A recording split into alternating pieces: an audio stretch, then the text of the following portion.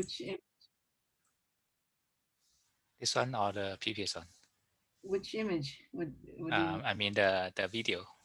My video. This one or the previous one? The previous one was what was the previous one? So you this one and then this one. This one. This one better. I don't really see the difference with okay. Okay.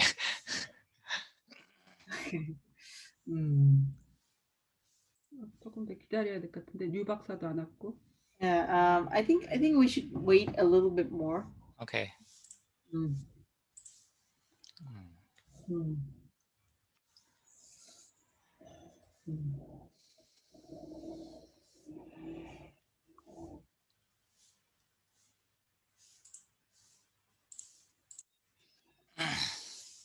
Do you have anything to ask, to talk? Today. Yes. I went to a nearby monastery. Yeah. To meditate, and I have this question, but I didn't really have the time to ask. But the monk, when you become a monk,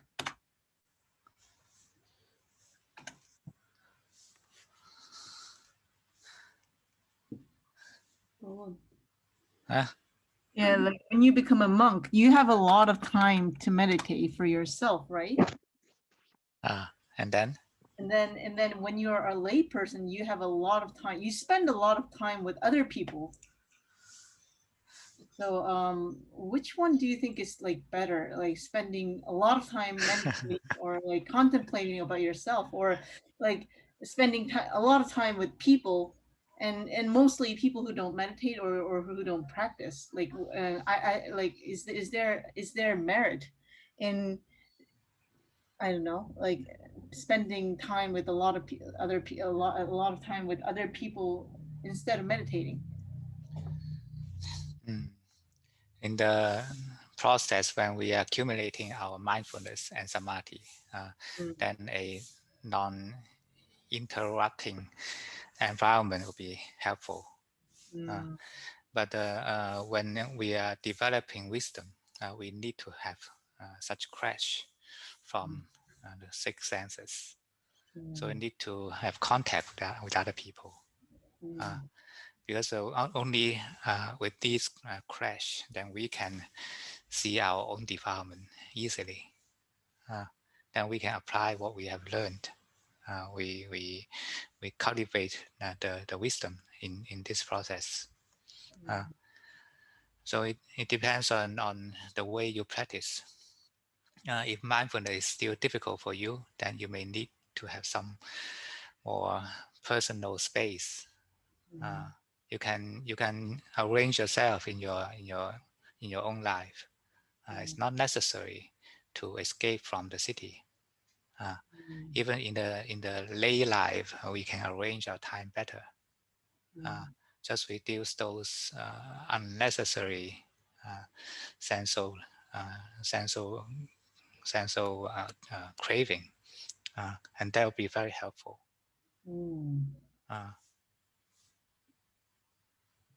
So you don't necessarily have to become a monk. But we are necessary to become a practitioner.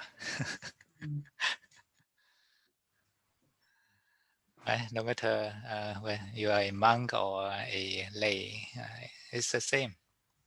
We should practice because this is the way leading to happiness. Both lay people and monks need happiness. Okay. You can translate to them. Okay.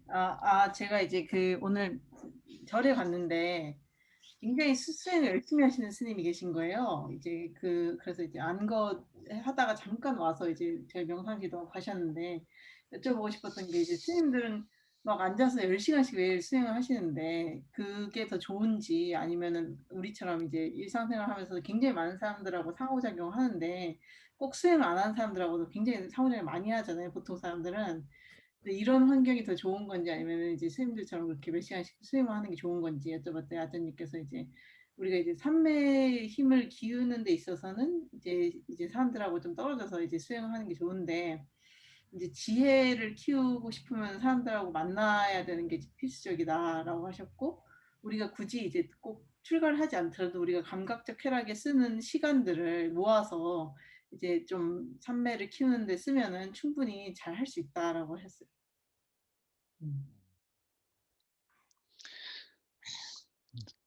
So when we are in the beginning stage, then we need to have some private space for cultivating our stability, inner stability. Uh, but we should not. But this is not something we can rely on because it is impossible to maintain our whole life in such space. So we take it as kind of oasis of the mind. So when we are staying in this oasis, we cultivate the stability of our mindfulness, and then we should apply it in our own life. Then finally, the power of mindfulness can conquer your defilement in your normal life, and this is the real practice. 그래서 이제 우리가 이제 수행을 하는 것을 일종의 오아시스를 비유를 하자면 이런 힘을 얻어가지고 이제 궁극적으로는 우리 일반적인 삶에 적용하는 게 이제 목적입니다. If we attach too much to the peaceful oasis, then you'll be going to another extreme. And this extreme will be too protective, too defensive. And such defensive mind itself is kind of aversion. It is not good for mental cultivation. It itself is our enemy, but we don't know. 그래서 이제 우리가 그런 평화로움에 너무 집착하게 되면 이것도 다른 극단인데, 그런 거를 지키기 위해서 이제 스트레스를 받고 이런 것도 이제 좋지는 않습니다. If we resist the whole world, resist our normal life, then this is actually cultivating an aversion to our own conditions. We hope to escape to the mountains. We hope to escape from all the relationships.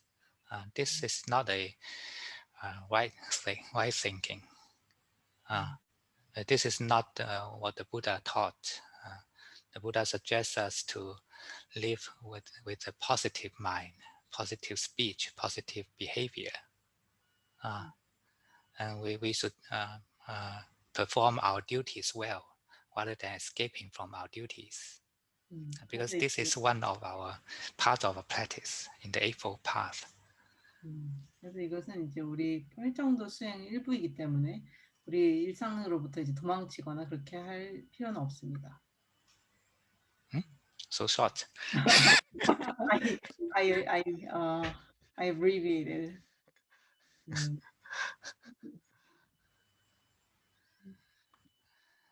Okay, so everyone come. Yeah. Ready? Okay, we can start.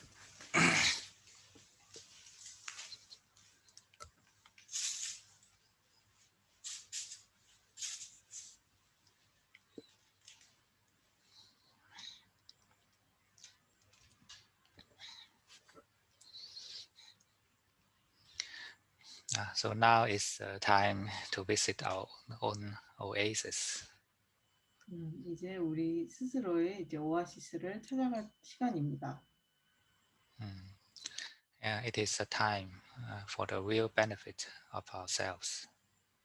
그것은 이제 우리 자신에게 정말 이익이 되는 시간입니다. There's no enemies externally, but we perceive the way in such a resisting, aversive way. 외부에는 적이 없지만 우리는 그런 분심을 가지고 받아들입니다.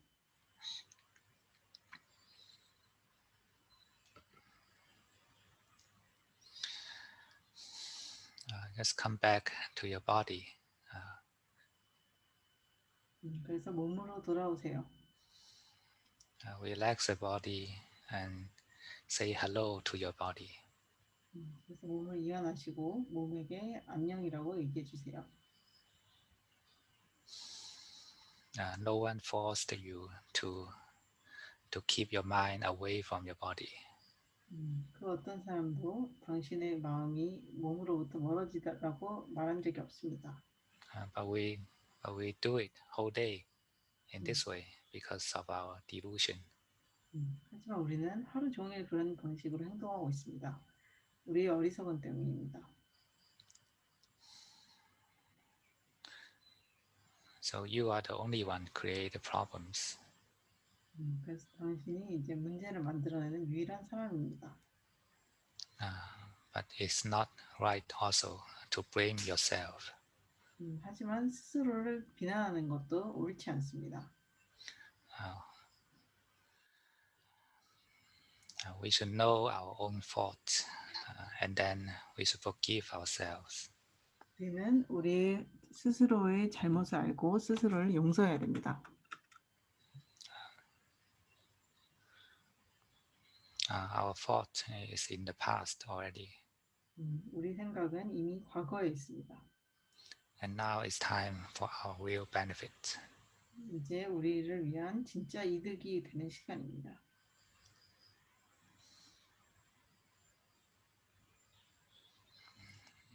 Just notice this breathing body. 그래서 이 호흡하는 몸을 알고 계세요.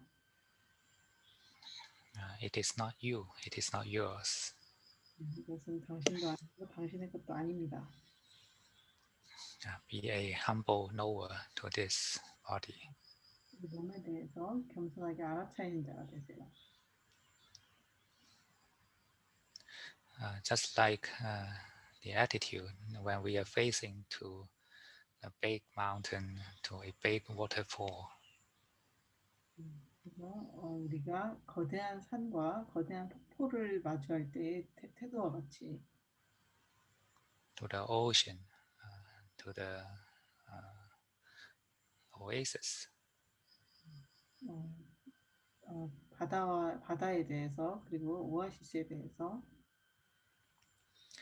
Whatever you appreciate in the nature, then we should use the same attitude towards our own body and breathing.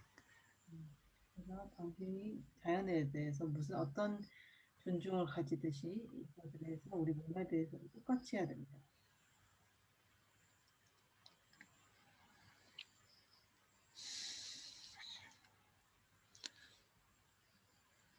Just know it and embrace it and let it settle down.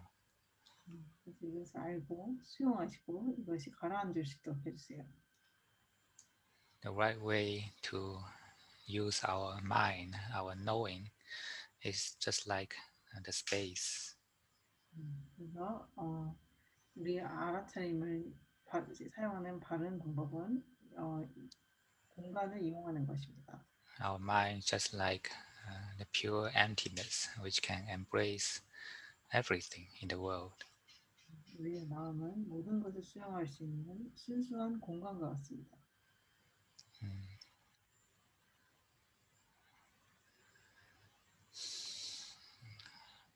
The mind can embrace physical and all mental worlds. 마음은 이제 모든 물질적인 그리고 정신적인 세계를 수용할 수 있습니다. So first, we pay attention to this breathing body, embrace it without attaching to it. 그래서 이 호흡하는 몸을 이제 택하지 말고 수용하세요.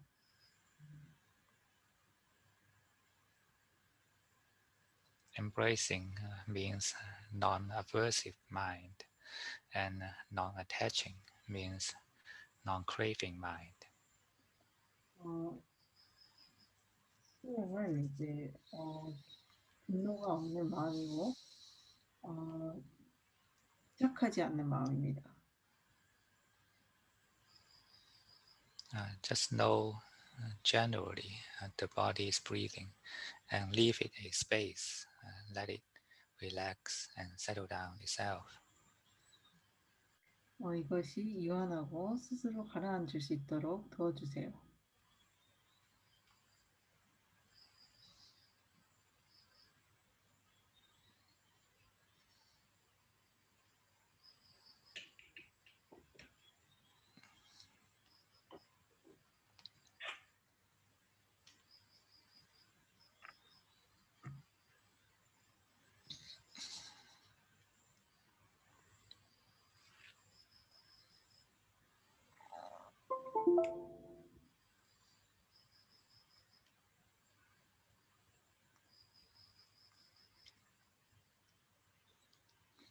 Keep your knowing gentle and soft.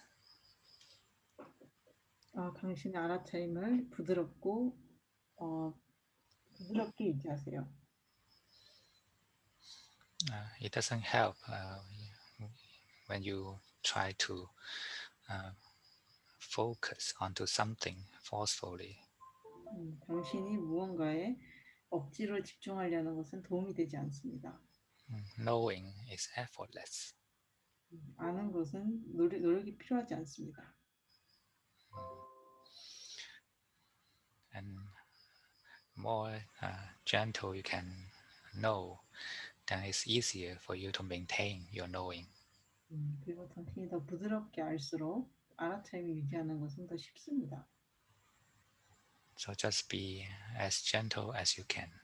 그래서 당신이 가장 부드럽게 할 수 있는 만큼 하세요. You are not the enemy of everything. 당신은 모든 것의 적이 아닙니다. And nothing is your enemy. 그리고 당신은 그 어떤 것도 당신의 적이 아닙니다. So keep this attitude. Know gently.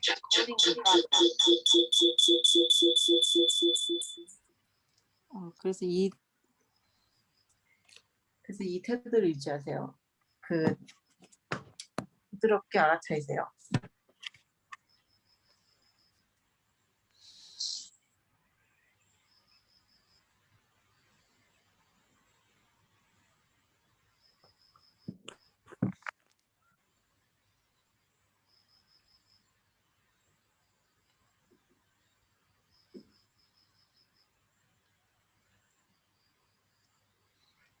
And when the whole body becomes stable, then we can pay attention to the brain. 그리고 온 몸이 안정이 되면 우리는 뇌에 집중할 수 있습니다.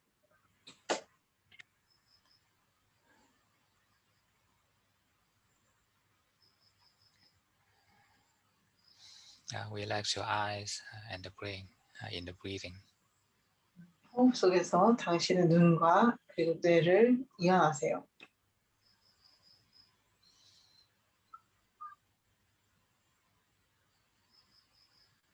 We simply give a friendly message to our brain.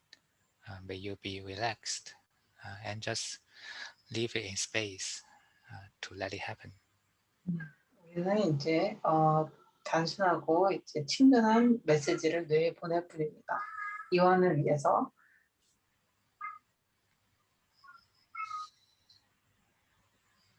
The knowing embraces the brain and wait for its relaxation. 아는 것은 이제 뇌의 이완을 기다리고 있습니다. Embrace it without attached to it. 그래서 집착하지 말고 수용하세요.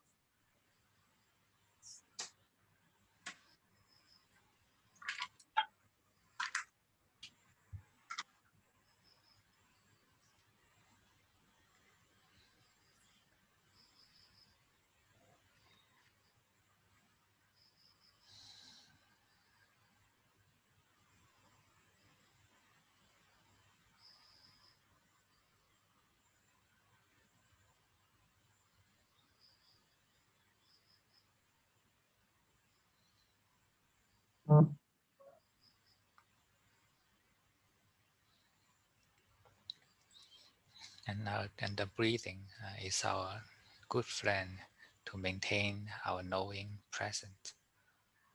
그리고 호흡은 우리 알아차림을 현재에 놔두기 위한 좋은 친구입니다. Let our mind stay with the knowing, stay with the breathing, just flow in and out with it. 우리의 마음은 아는 것과 함께하고 호흡과 함께합니다. And this will build up the continuity of mindfulness. 그래서 이것은 제 알아차림의 지속성을 키울 것입니다.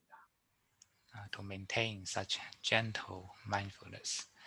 And such gentle mindfulness can embrace everything without attachment. 그런 부드러운 알아차림을 유지하고 이런 것은 모든 것을 집착하지 않고 수용할 수 있습니다. And let your brain take a deep rest in such gentle embrace. 그래서 그런 편안한 수용 속에서 뇌가 쉴 수 있도록 해주세요.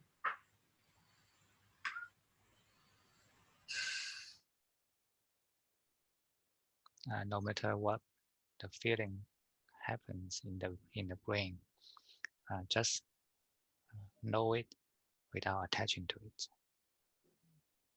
무엇이 뇌에서 일어나든지 간에 그것을 집착하지 않고 알고 계세요. The thoughts and the sleepiness are just the conditions of the brain. We just leave it and let it settle down in the emptiness. 생각과 졸음은 이제 그 비운 공간 속에서 가라앉도록 해주세요.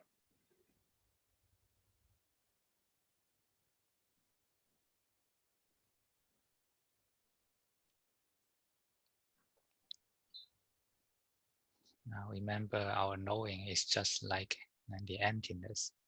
It doesn't fight with anything. 우리 알아차림은 can you repeat that? Sorry? Our knowing is just like the emptiness. It doesn't fight against anything. 우리의 알은 이제 공과 같습니다. 이것은 어떤 것과 싸우지 않습니다.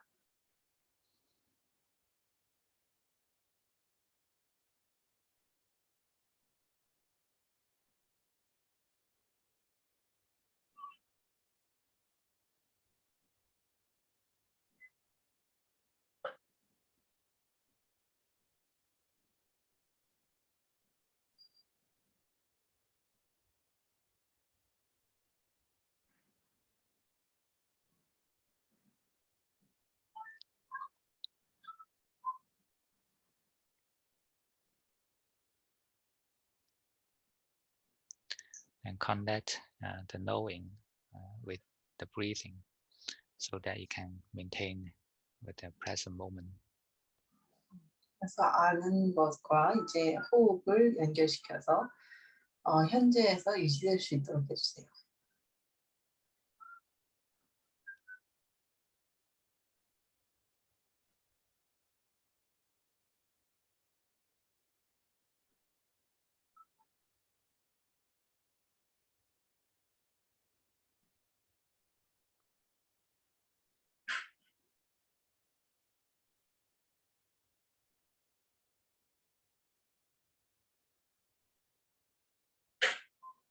Just like taking a sleep in the breathing.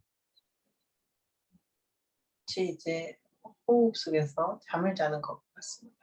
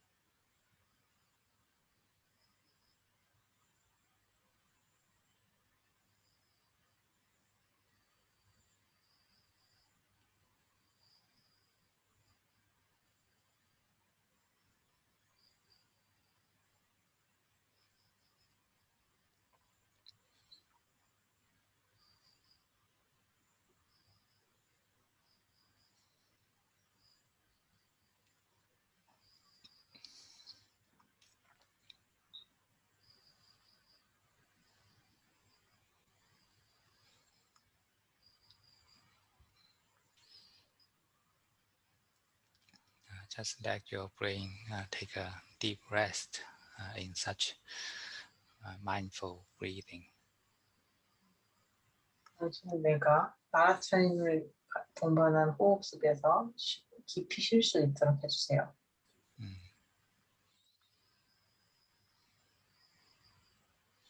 And accept all feelings happens in the brain. 그리고 뇌에서 일어나는 모든 느낌을 수용하세요. Just know as it is. It is nothing to defend against. 그래서 이것이 있는 그대로 하세요. 무언가를 지키기 위해 싸울 필요가 없습니다. Just be open to all feelings. 그래서 모든 느낌에 대해서 열려 있으세요.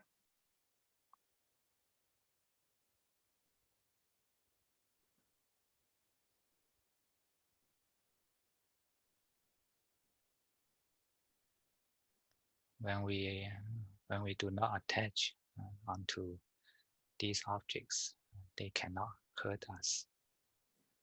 우리가 이런 대상에 집착하지 않는다면 그것들은 우리를 다치게 할 수 없습니다.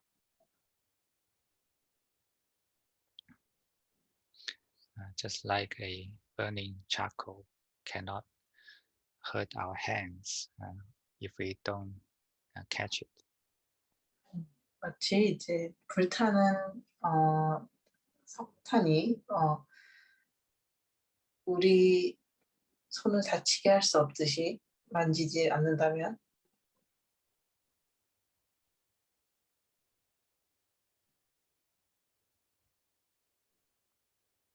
The brain is burning, thoughts are burning, feelings are burning. If we just know without catching it, then it will cool down itself. 뇌도 불타고 있고 느낌도 생각도 불타고 있습니다. 이것들은 우리가 이것을 만지지 않는다면 우리를 다치게 할 수 없습니다.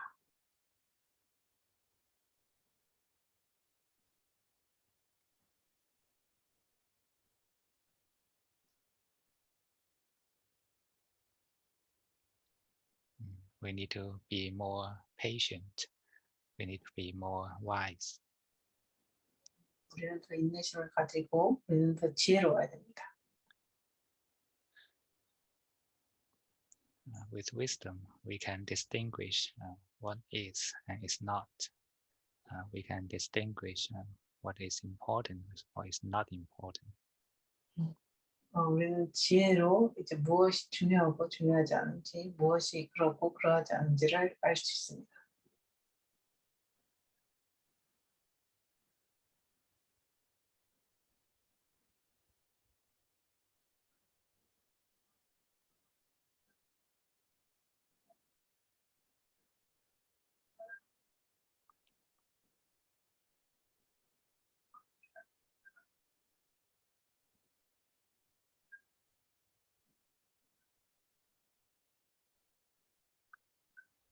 The knowing is connected with the breathing. And if you want to concentrate onto something, then concentrate to the relaxation. 당신이 뭔가 알아차림은 이제 집중이 아니고 당신 뭔가 집중하고 싶다면 Can you repeat that, sorry? If you want to have an object to concentrate, then just concentrate into the relaxation. 그래서 당신이 뭔가 집중하고 싶은 대상이 있다면 집중하시고 이완하세요. The relaxation of the brain. 뇌의 이완을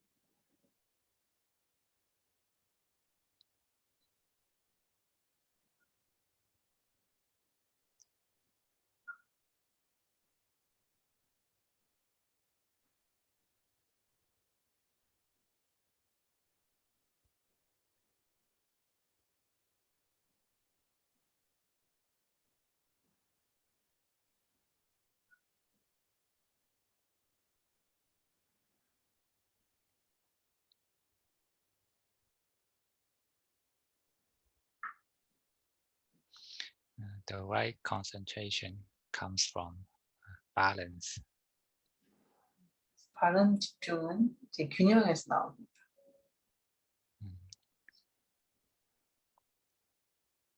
When our mind is balanced, then it is naturally concentrated. 그래서 우리 마음이 균형 잡혀 있을 때 이것은 자연스럽게 집중되어 있습니다. When you are already too tight, so you need relaxation to balance it. 당신은 이미 긴장되어 있고 당신은 이완을 통해서 균형 잡혀줘야 됩니다. If your mind is too loose, then you need diligence to balance it. 당신의 마음이 너무 이완돼 있다면 당신은 부지런함을 통해서 이것을 균형 잡게 만들어야 됩니다. Concentration is a characteristics of diligence. 집중은 이제 부지런함의 요소입니다. But if you are already too tight and you try to concentrate with diligence, then this is a wrong way. 이 당신이 너무 긴장돼 있고 부지런함으로 집중하려고 한다면 이것은 잘못된 것입니다. But when your mind is balanced, then naturally it will become unified. 그리고 마음이 균형 잡히게 된다면 이것은 자연스럽게 통합되게 됩니다. It is concentration without effort. 이것은 노력 없는 집중입니다. And it is a concentration guided by wisdom. 이것은 지혜의 가이드를 받는 집중입니다. Be a wise manager to your own mind. 그래서 당신의 마음 스스로에게 지혜로운 매니저가 되세요. Not just a foolish warrior. 어리석은 전사가 되는 것이 아니라 A foolish warrior always chose the wrong target to fight against. 어리석은 전사는 이제 잘못된 대상과 싸우고 있습니다.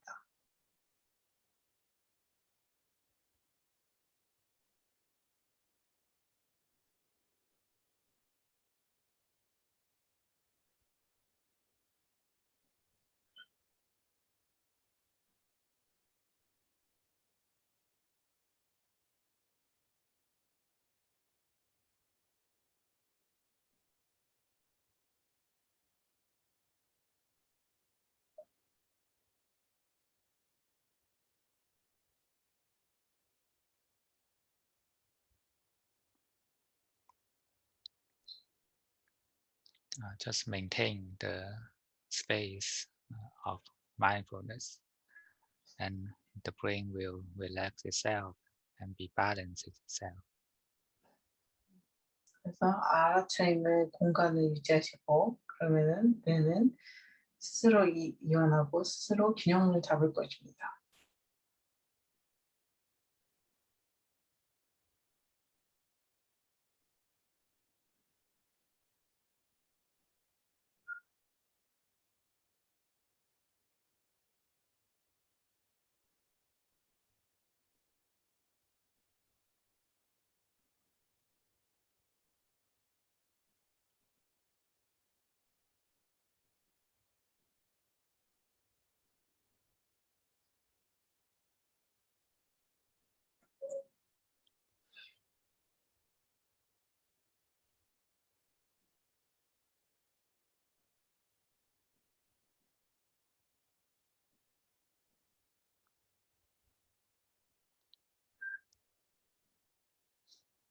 Cultivate our mind to be patient and embracing like the space.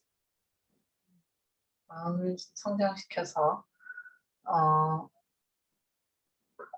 우주처럼 수용할 수 있게 해주세요. The space can embrace fire and stronger storm in the nature without being hurt. 우주는 불 혹은 이제 자연의 가장 강력한 돌을 다치지 않고 수용할 수 있습니다. So it is the same. We should train our mind to embrace the storm of from the brain and from the emotion. 이것은 우리 마음을 수용해서 뇌와 마음으로부터 오는 돌을 수용하는 것 같습니다.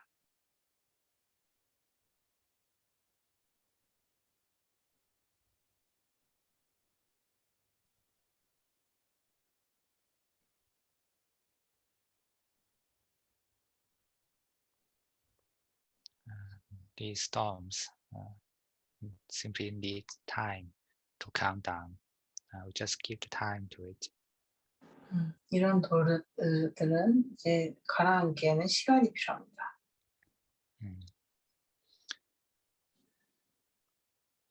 And keep knowing to prevent giving excessive energy to continue the storm. 그래서 계속 알아차려서 이 돌이 지속되기 위한 에너지를 주는 것을 멈추세요. Our knowing should be non-doing. 우리의 알아차림은 아무것도 하지 않아야 됩니다.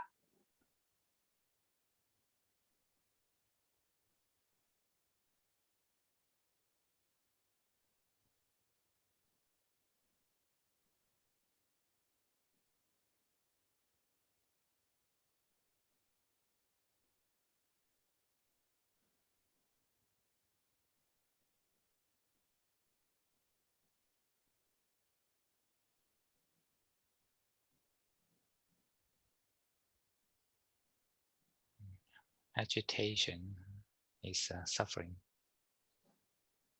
들뜸은 고통입니다. But if even you yourself cannot accept your own agitation, then who else can accept? 당신 스스로가 당신의 들뜸을 수용할 수 없다면 누가 수용할 수 있나요?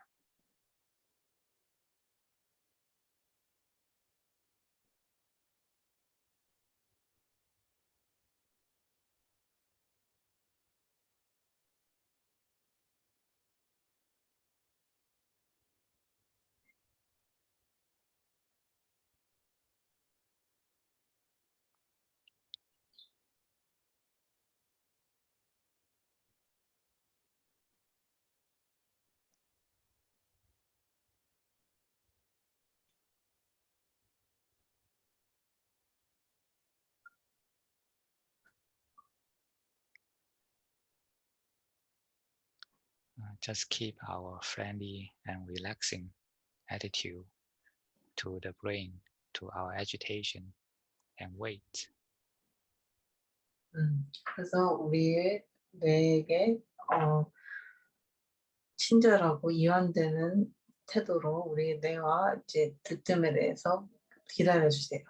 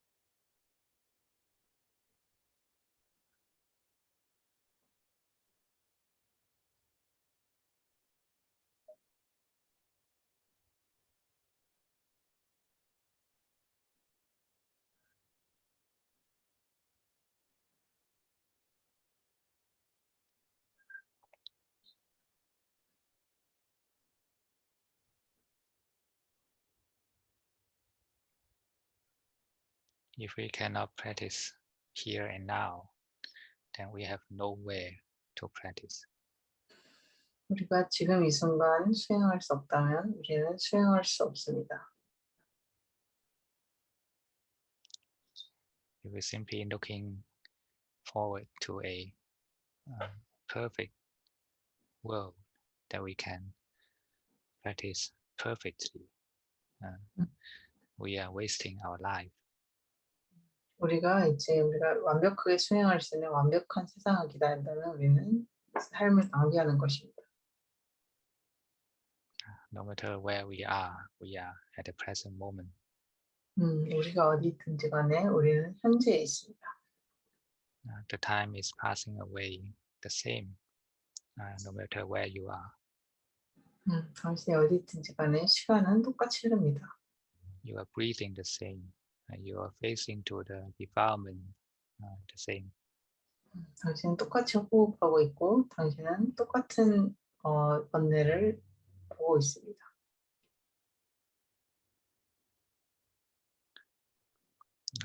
Understand your problem with wisdom. 당신의 문제를 지혜로 이해하세요. And then we can solve it with wisdom. 그렇게 되면 우리는 이것을 지혜로 해결할 수 있습니다.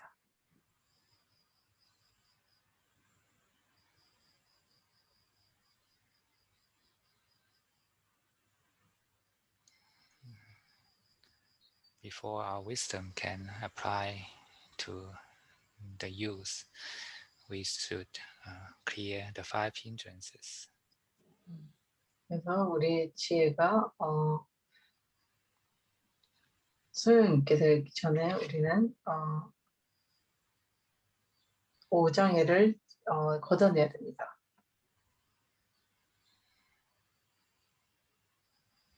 These are the hindrances to our clear seeing and wisdom. 이것은 이제 우리의 바르게 보는 것과 지혜를 막는 장애들입니다.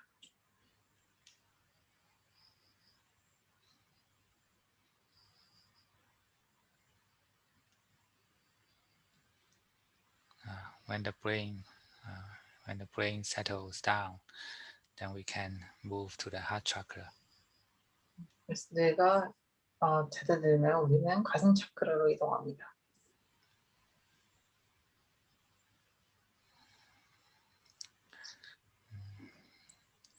Our emotional drive are always vibrating, burning in our daily life. 그래서 우리의 정서적인 욕구는 충동은 항상 진동하고 있고 불타고 있습니다. 우리의 일상생활에서. It is the source of intentions from the slightest to the heaviest. 이거는 이제 가벼운 것에서부터 가장 무거운 것까지 우리의 의도의 원인입니다. We need such emotional drives, but in a wholesome way. 우리는 그런 정서적인 힘이 필요하지만 유익한 방향으로 필요합니다. A wholesome emotional state is a state of balance. 그래서 유익한 정서적인 상태는 이제 균형 잡힌 상태입니다.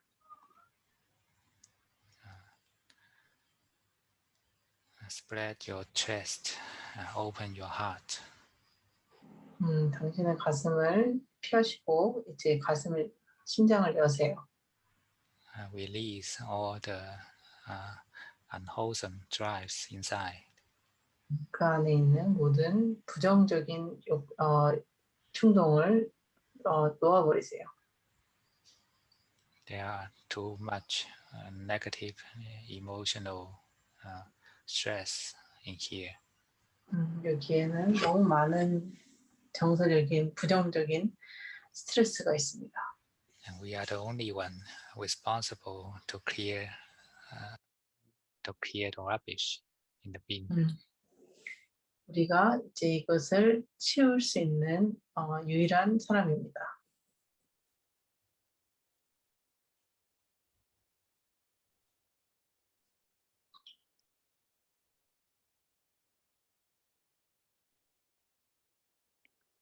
we are the one hurt this heart. 우리가 이 가슴을 다치게 하고 있습니다.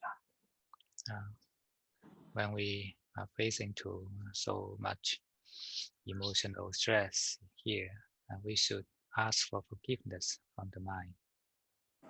우리가 여기에 너무 많은 정서적인 스트레스가 있다면 마음으로부터 용서를 구해야 됩니다.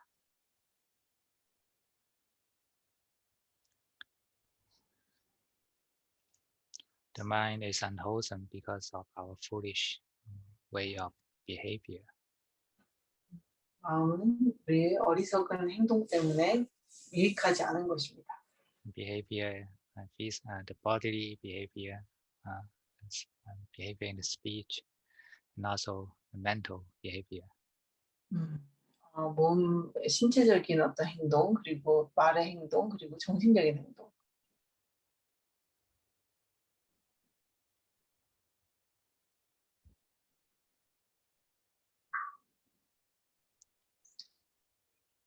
The mind doesn't have an entity. It is just conditional. 마음은 어떤 존재가 없습니다. 이것은 조건적입니다.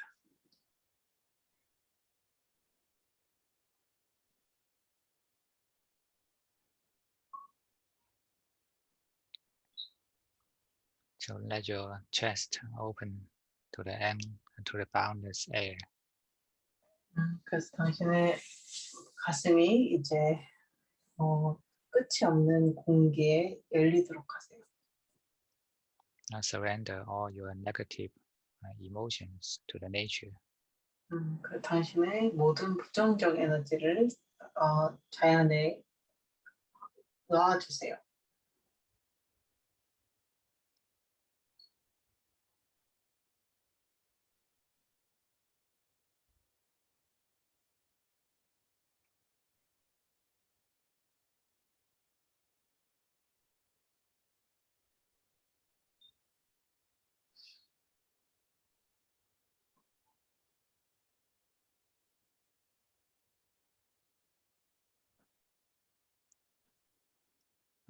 Empty yourself before we breathe in the wholesome. 우리가 유익함을 드시기 전에 스스로를 비우세요. Feel the beautiful sense of harmony in the breathing. 호흡 속에 있는 아름다운 조화로움을 느껴보세요.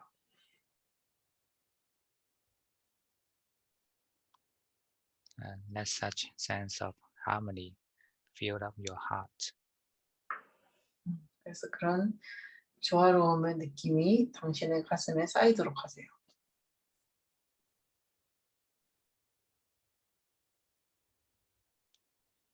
This is to recharge our heart with positive energy. 이것은 긍정적 에너지로 당신의 가슴을 다시 재충전하기 위함입니다.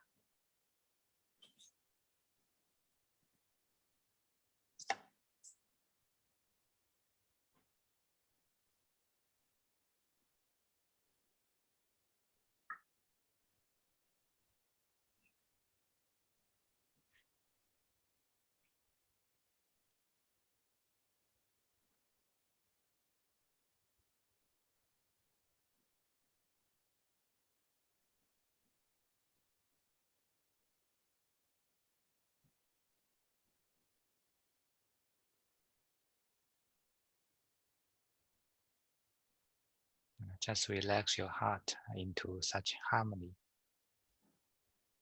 당신의 가슴을 그런 조화로움에 이완해 들어가세요.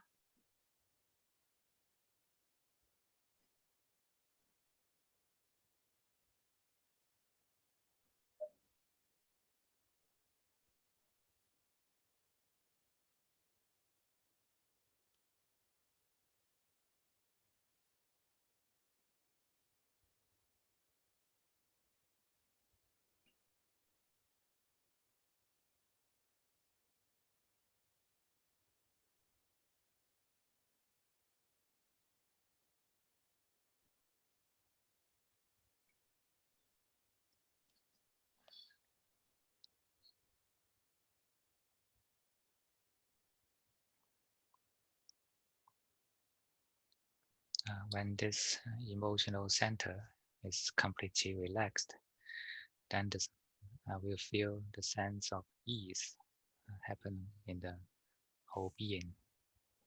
그래서 이런 정서적인 중심이 이완이 되면 when this emotional center is relaxed, We'll have a sense of ease. 우리는 편안한 느낌이 들 것입니다.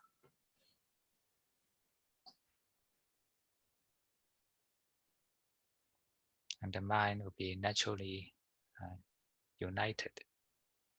그렇게 되면 마음은 자연스럽게 통합되게 됩니다. This is the natural concentration. 이게 제 자연스러운 집중입니다.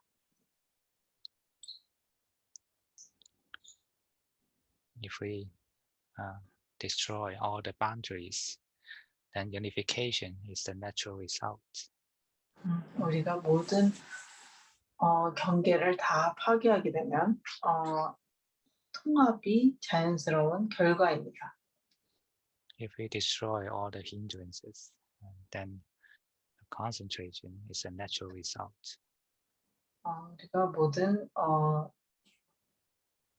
장애를 다 없애주면 집중이 자연스러운 결과입니다.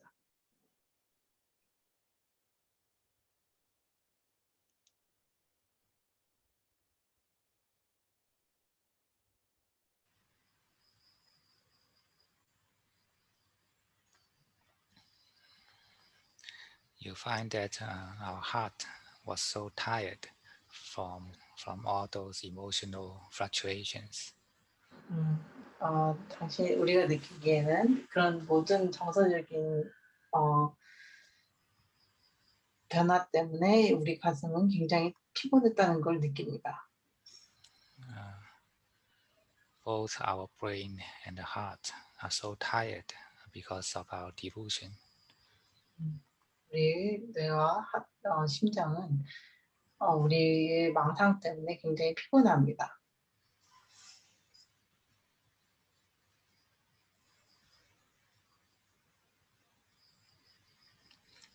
We should be grateful, and we also should be ask for is forgiveness for being slaving it like this. 우리는 굉장히 감사해야 되고 그리고 이런 식으로 스스로를 노예화한 것에 대해서 용서를 구해야 됩니다.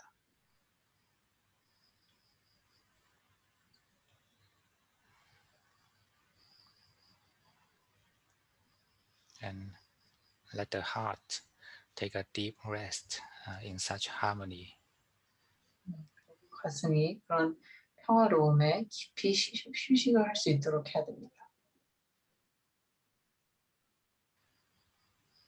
This is kind of emotional healing to yourself. 이것이 스스로를 정서적으로 치유하는 방식입니다.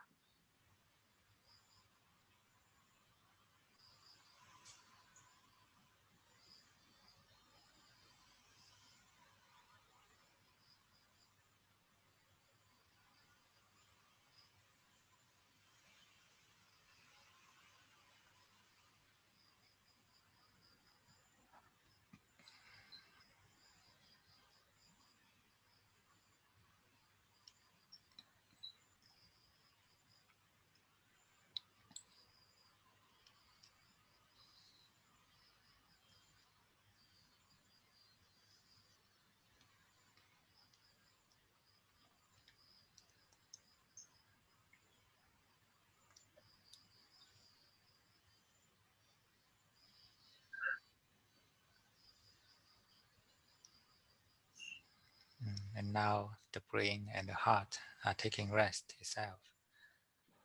이제 뇌와 심장은 스스로 쉬고 있습니다. And then we don't need to help the process, just let it be. 그래서 우리는 이 과정을 도울 필요가 없습니다. 그저 놔두세요. Ask yourself, who is knowing? 스스로에게 누가 알고 있는지 물어보세요. Then let the knowing, the mind itself, take a rest. 그래서 아는 것, 그 마음 그 자체가 쉴 수 있도록 해주세요.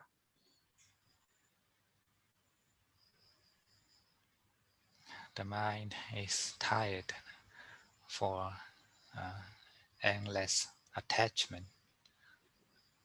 마음은 끝도 없는 집착 때문에 피곤해합니다.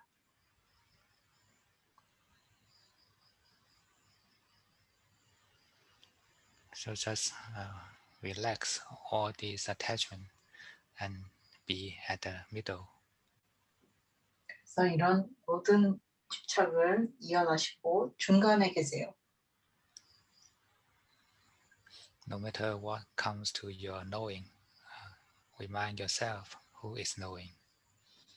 그래서 무엇이 당신의 알아차림에 오든지 간에 스스로에게 누가 알고 있는지 기억하세요. And then we come back to the middle, to the home of the mind. 그렇게 되면 우리는 중간으로 돌아옵니다. 마음의 집에 돌아옵니다. Just let the mind take a rest at home. 그래서 마음이 집에서 쉴 수 있도록 하세요. And the knowing is open and is non-resisting. 아는 것은 열려 있고 저항하지 않습니다.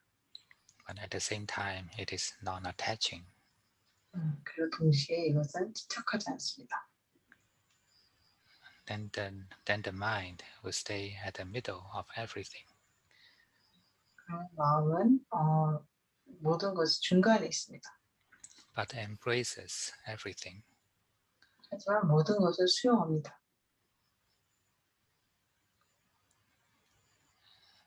It is the smallest and it is the biggest.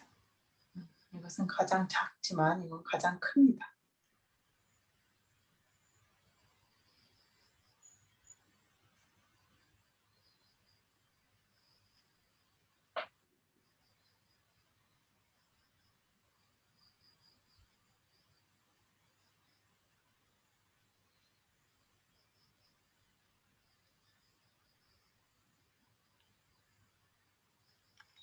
Let the knower take a rest from attachment. 아는 자가 집착으로부터 쉴 수 있도록 하세요.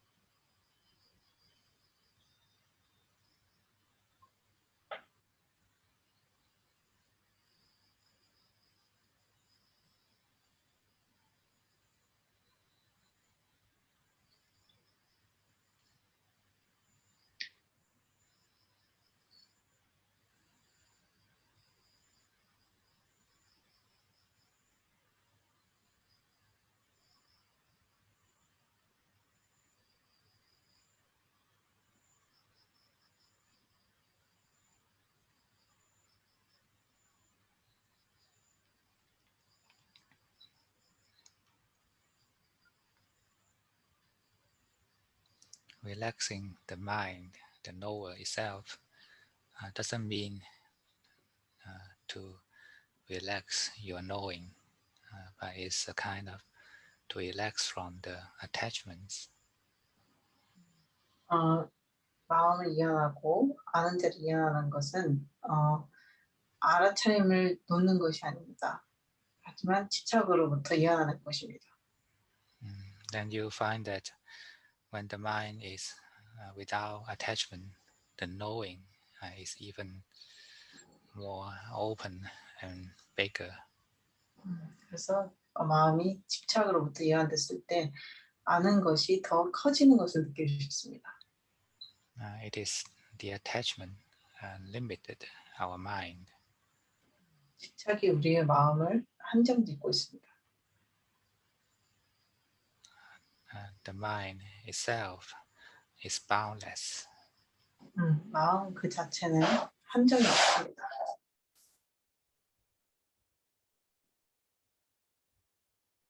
But we don't need to cultivate the impression of boundless space, but just to reduce, to surrender the attachment.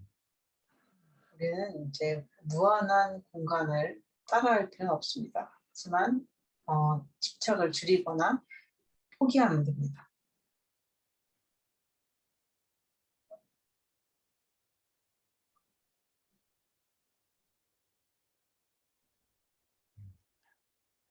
The attachment is the hindrance for the boundless knowing. 집착은 무한한 알의 장애입니다.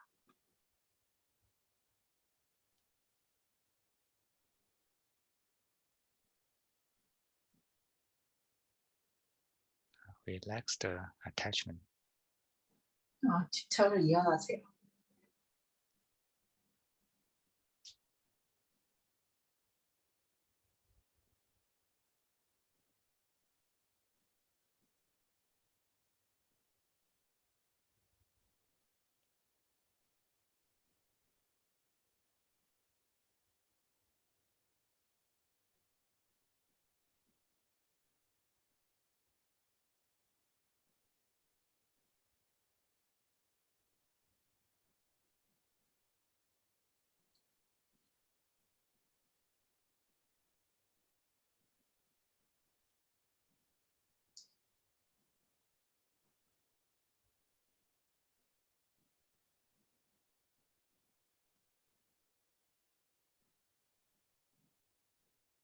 There is still the breathing, but we just know without attachment.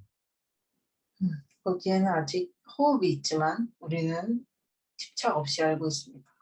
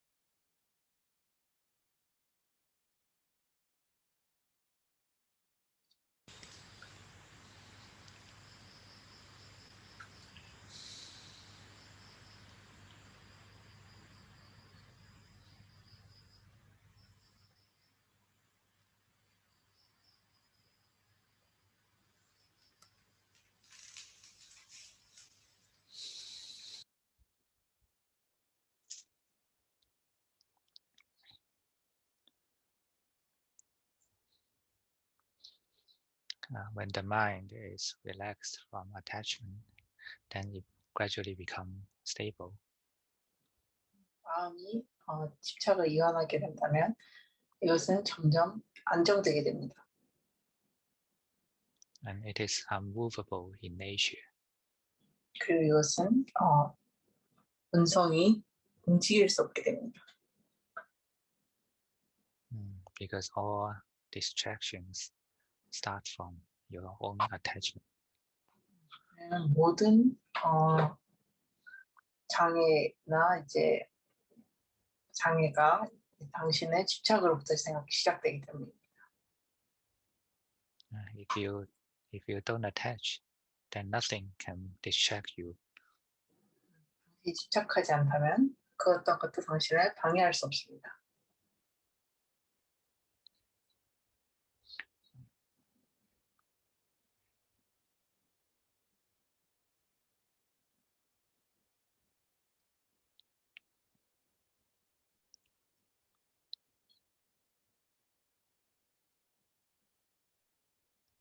Then now we pay attention to the present moment. 그러면 우리는 이제 현재 순간에 이 순간에 주의를 기울이게 됩니다. A pure present moment, completely free from all the past and the future. 순수한 현재 이 순간, 완전히 과거나 미래로부터 완전히 자유로운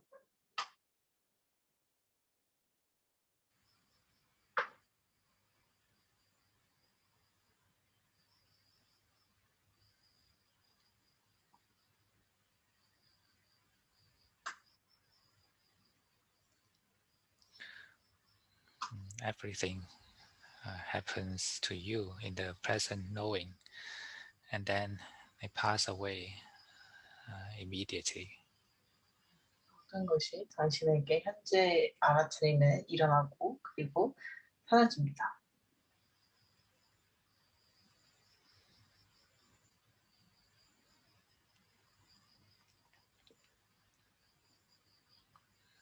No matter good or bad, pleasant or unpleasant, all feelings or phenomena, they are passing away every moment.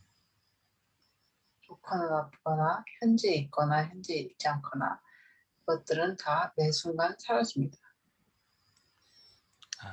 Just pay attention to this reality. 그래서 이 현실에 대해서 주의를 기울이세요. Even as the stable knower is not something that we can rely on. 그래서 안정적인 알아차리는 자도 우리가 의지할 수 있는 것이 아닙니다. Because it is also passing away every moment. 왜냐하면 이것조차 매 순간 사라지기 때문입니다. From this perspective of Dhamma, everything is the same.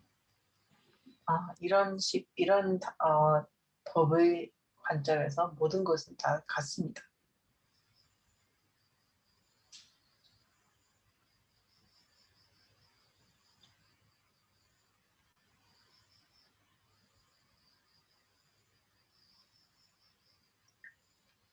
Just simply observe everything at the present moment.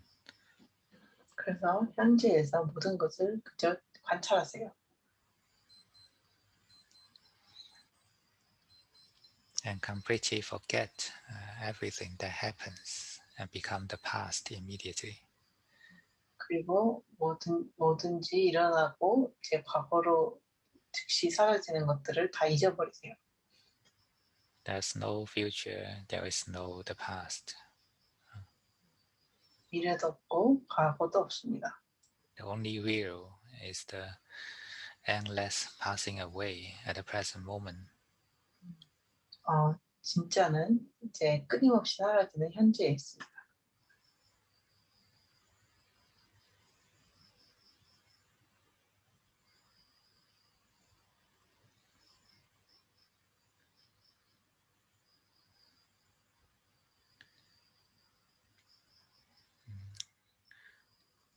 All of us are living at the present moment, but we didn't accept to live at the present moment. 모든 사람들은 현재에 살고 있지만 우리는 현재에 사는 것을 수용하지 못합니다. because we cannot build the ego at the present moment. 왜냐하면 우리는 현재에 자아를 만들 수 없기 때문입니다. In this to have, in this the memory, in this the present feeling, and in this the future expectation, in order to maintain a being existing across in time. 이것은 In this the memory from the past. 이것은 과거로부터 기억이 필요합니다. In this the feeling from the present. 이것은 현재로부터 느낌이 필요합니다. In this the imagination from the future. 이것은 미래로부터 상상이 필요합니다. In order to create a being existing across in time. 시간을 통틀어서 존재하는 존재를 만들기 위해서. And this is the wrong view of permanence. 이것이 이제 영원성의 잘못된 관점입니다. If we completely cut off the past and the future, this is the real one. 우리가 완전히 과거와 미래를 끊어버리면 이것이 진짜입니다. Nothing can be yours in the reality. 현재에는 그 어떤 것도 당신 것이 될 수 없습니다.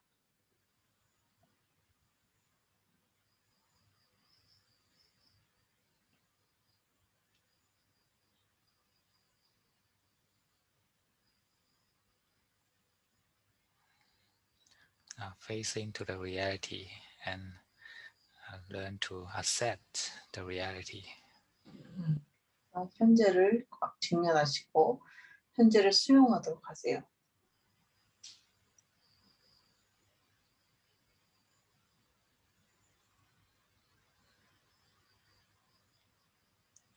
We will feel unsecured, suffered with to this reality. 우리는 안전하지 않고 그리고 고통받다고 느낄 것입니다. 이 현재에 대해서. But such suffering has nowhere to escape. 그런 고통은 도망칠 곳이 없습니다.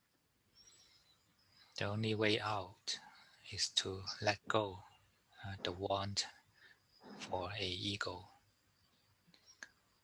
유일한 방법은 이제 자아를 원하는 것을 놓는 것입니다.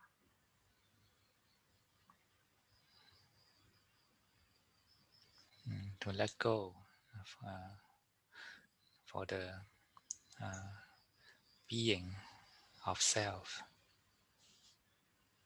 자아의 존재를 놓는 것입니다.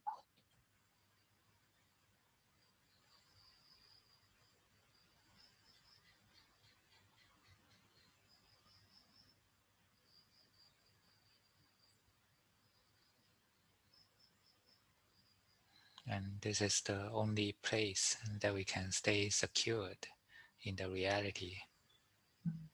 이것이 현실에서 우리가 안전을 느낄 수 있는 유일한 곳입니다.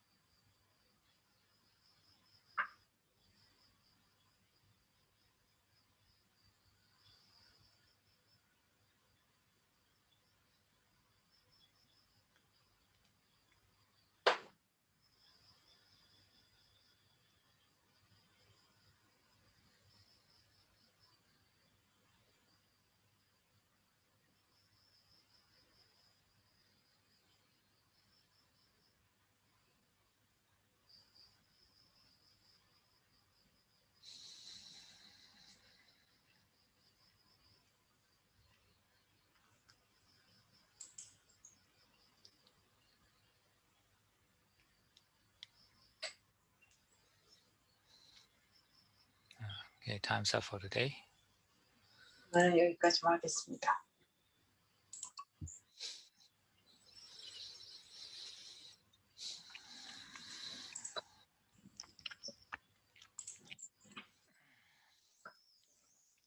Okay, Yukyung.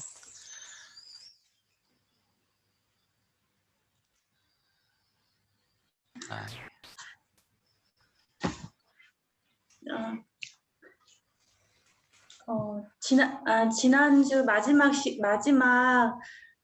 마칠 시간에 명상 매일 하세요. 그렇게 해주셔서요. 일주일 동안 명상을 열심히 해가지고 오늘 법문은 잘 따라갈 수 있었어요.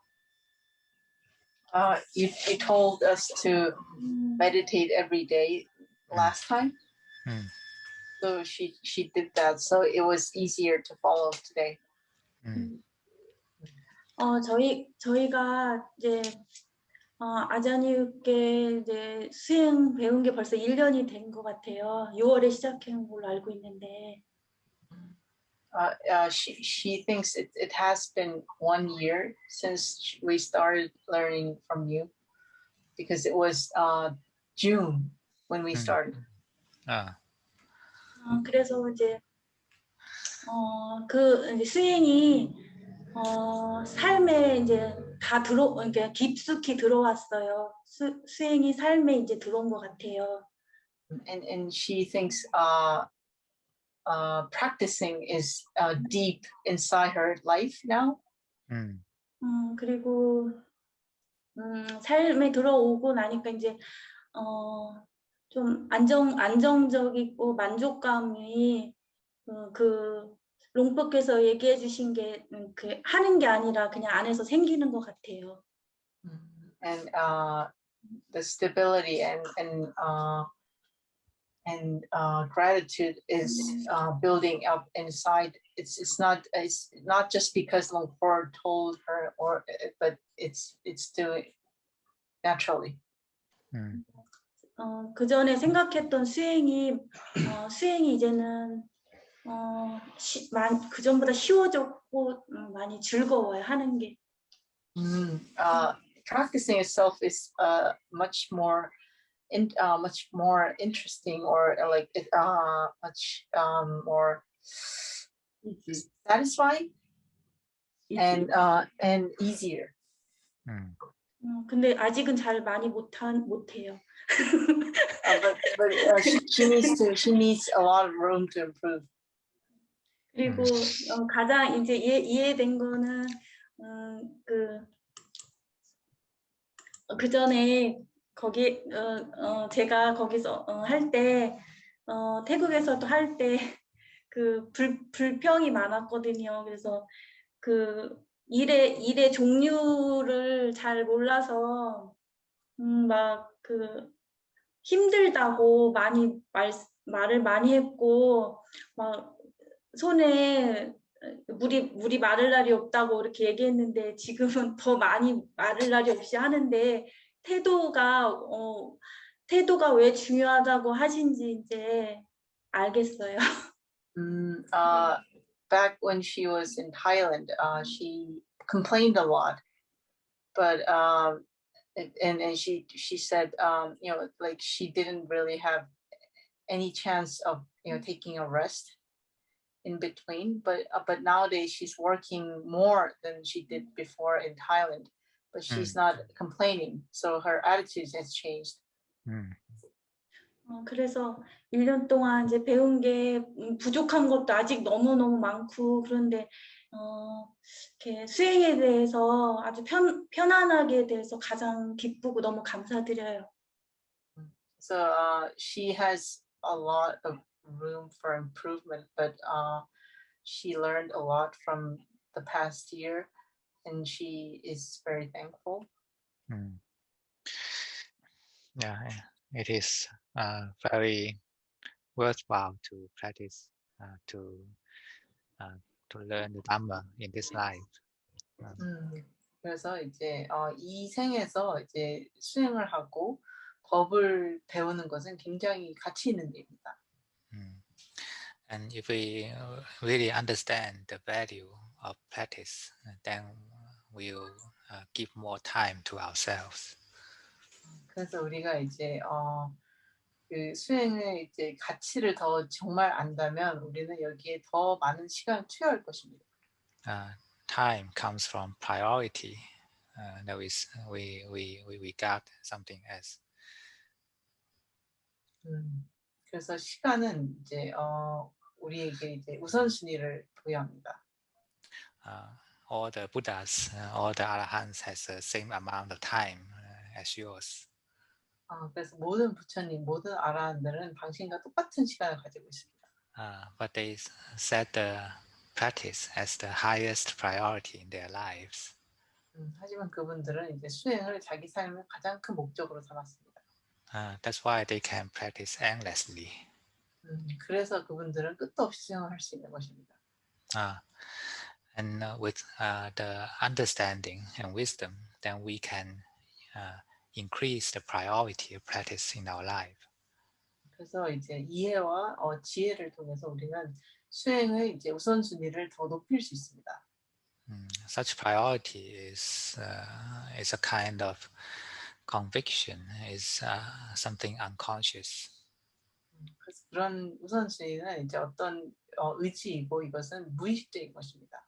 Something that you really believe it is, and then this is the real thing in your mind. 그래서 당신이 이것을 정말로 믿는다면 이것이 당신에게 진짜 사실이 됩니다. We cannot lie to ourselves that this is the most important. Simply by telling yourself doing like this, it doesn't change your faith. 그래서 단순히 우리에게 거짓말을 하듯이 이제 이게 제일 중요하다고 얘기한다고 해서 당신의 믿음이 변하지는 않습니다. But with the practice, we gradually understand and feels the value, the benefit of practice. Then our conviction change.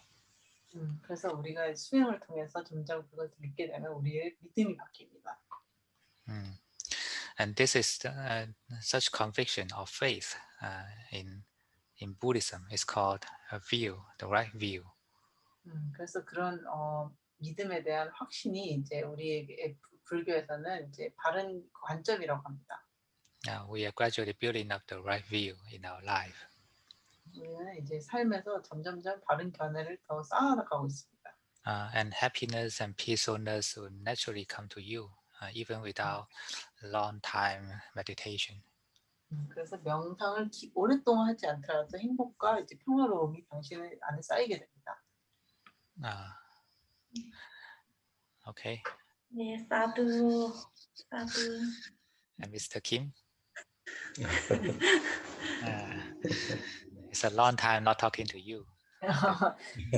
얘기한 지 꽤 오래됐습니다.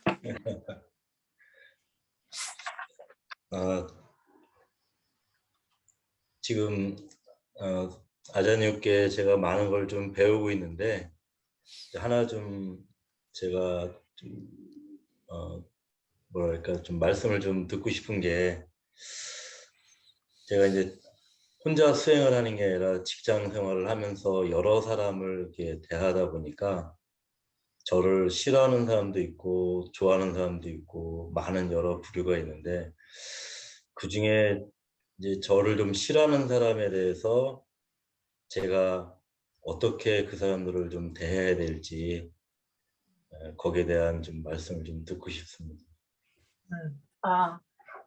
He wants to ask you that he has to go to work and then practice. But at work, there are people who like him, and there are people who doesn't like. There are people who don't like him, and he wants to know what to do with people who don't like him.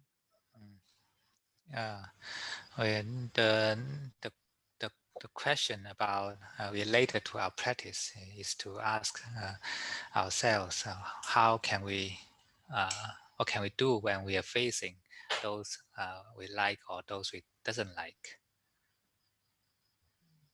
그래서 이제 우리가 스스로에게 물어봐야 될 것은 우리가 좋아하는 사람과 우리가 좋아하지 않는 사람 만났을 때 무엇을 해야 되느냐는 것입니다. Because the problem is in our mind, not in the outside world. 왜냐하면 문제는 우리 마음속에 있지 외부의 상황에 있지 않습니다. And if we can solve the problem inside our mind, then naturally we'll feel easy to settle the problems external. 그래서 이제 우리가 우리 마음속의 문제를 해결할 수 있다면 외부적인 문제를 해결하는 것은 이제 쉬워집니다. Don't never expect the practice in our daily life is same as what we are doing in the meditation. 그래서 우리가 명상에서 하는 것과 우리 일상에서 하는 수행이 똑같을 거라고 생각하지 마세요. But this is the other part of Dhamma practice necessary to us. 하지만 이것은 이제 다른 종류의 이제 법을 수행하는 방식이고 이것은 우리에게 꼭 필요한 겁니다. We can never spend our whole life in the oasis. 우리는 이제 우리의 모든 평생을 오아시스에서 살 수 없습니다. We need to face directly to the desert. 우리는 이제 directly to the desert. 우리는 이제 그 사막을 이제 직접적으로 만나야 됩니다. And when we are facing to this desert, we'll feel upset. We have different kinds of emotions, unwholesome mental states in the mind. But this is natural. 하지만 우리가 이런 이제 사막을 마주하게 됐을 때 우리는 기분이 안 좋거나 이제 유익하지 않은 정신적인 상태가 됩니다. 하지만 이것은 자연스럽습니다. And this is not something to be blamed. 그리고 이것은 이제 비난할 것이 아닙니다. Because these are the results of your past programs. 왜냐하면 이것은 이제 당신의 지나간 과거의 프로그램들의 이제 결과일 뿐입니다. The result is not a guilt. 그래서 이제 결국은 이제 결과는 죄책감이 아닙니다. But the attitude that when you are facing to these results is the practice. 하지만 이제 당신이 이런 결과에 대해서 이제 받아들이는 태도는 이제 수행입니다. So what we can do is to keep our mindfulness, our mental stability and wisdom in our daily life when we are facing to all these unwholesome mental states. 그래서 이제 우리가 이런 모든 종류의 이제 유익하지 않은 정신적인 상태를 직면했을 때, so when facing all these unwholesome mental states, yes, to our own mental states.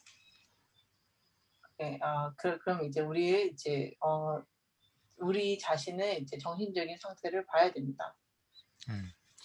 And with the accumulation of such mindfulness, then our practice is improving. 그래서 그런 이제 알아차림이 이제 계속 쌓이게 되면 우리의 수행이 진전이 있게 됩니다. So first, don't blame for your natural reactions in the mind. 그래서 이제 당신의 자연스러운 마음의 반응을 이제 비난하지 마세요. But look at it as kind of the problem that you need to solve with wisdom. 그래서 이것이 이제 당신의 지혜로 이제 해결해야 될 문제라고 보세요. And solving the problems itself is our practice in daily life. 그리고 이런 문제들을 이제 푸는 것이 이제 우리의 일상생활에서의 수행입니다. Sometimes we are angry, sometimes we are upset, and this is natural. If we look at it as a whole, everything is impermanent. 그래서 이제 어떨 때는 우리는 화가 나고 속상하지만 우리가 전체적으로 봤을 때 모든 것은 everything is impermanent. 모든 것은 무상합니다. Everything is conditional. Then why don't we accept that our own mind is also conditional? 모든 것은 이제 조건지어져 있습니다. 그래서 우리도 우리 마음이 조건지어져 있다는 것을 수용해야 됩니다. It is unrealistic to believe that we should have a permanent peacefulness in the mind. 그래서 우리는 영원한 평화가 마음에 있기를 기대하는 것은 비현실적입니다. But the meaning of practice, Dhamma practice, is to maintain our wholesome strife in every moment. 그래서 이제 우리의 법에 대해서는 수행은 이제 우리가 매 순간마다 유익한 어떤 한 발자국을 내딛는 것입니다. The merit is in your effort, in your present effort, rather than the result from the present, from the past. 그래서 이제 그 선업은 이제 당신의 현재 노력에 달려 있지 과거로부터의 결과에 있지 않습니다. Then we can face to our own negative states with positive mind. 그렇기 때문에 우리는 우리의 부정적인 상태를 이제 긍정적인 마음으로 볼 수 있게 됩니다. And this is the practice in daily life. 그리고 이것이 이제 일상생활에서의 이제 수행입니다. It goes deeper than the meditation. 이것은 명상보다 더 깊게 들어갑니다. Because this is the cultivation of wisdom. 왜냐하면 이것이 이제 지혜를 키우는 방법이기 때문입니다. Okay. 예. 사두. 사두. And Alessandra.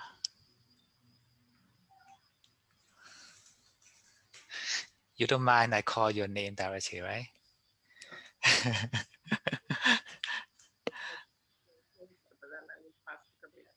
I need to have a louder voice from you. You need more? Is it enough? Yeah, better. It has been things changed very much during this period of practice with you, and maybe one of the biggest is the relationship with the unpleasant. Before it was really inside the fight when sitting to get pleasant feeling or pleasant experience, or some objective of it must be pleasant in some way. While now it's interesting that the mind is obviously there is pleasant and unpleasant arising, but there is not the same fixation of the mind in trying to get something. When this is during the meditation, and in my daily life, I see that the mind is more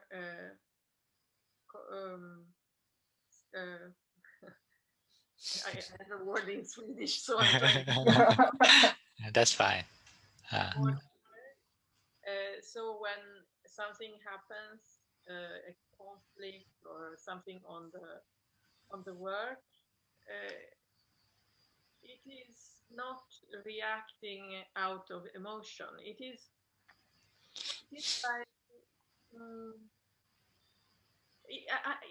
like it's like I am listening to something.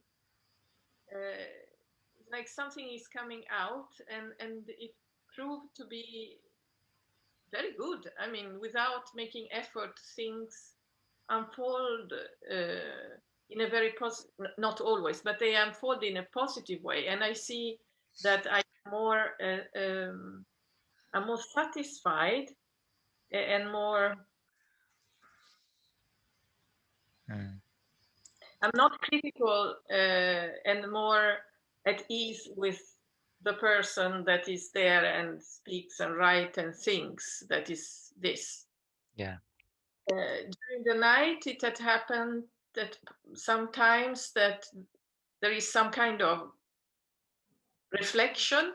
For example, exactly tonight, there was I had a dream, and then the mind started to reflect about the reaction of the mind in that dream. That was interesting because it's something that I've seen in my life. So it's a little bit like the practice is more and more working in some way.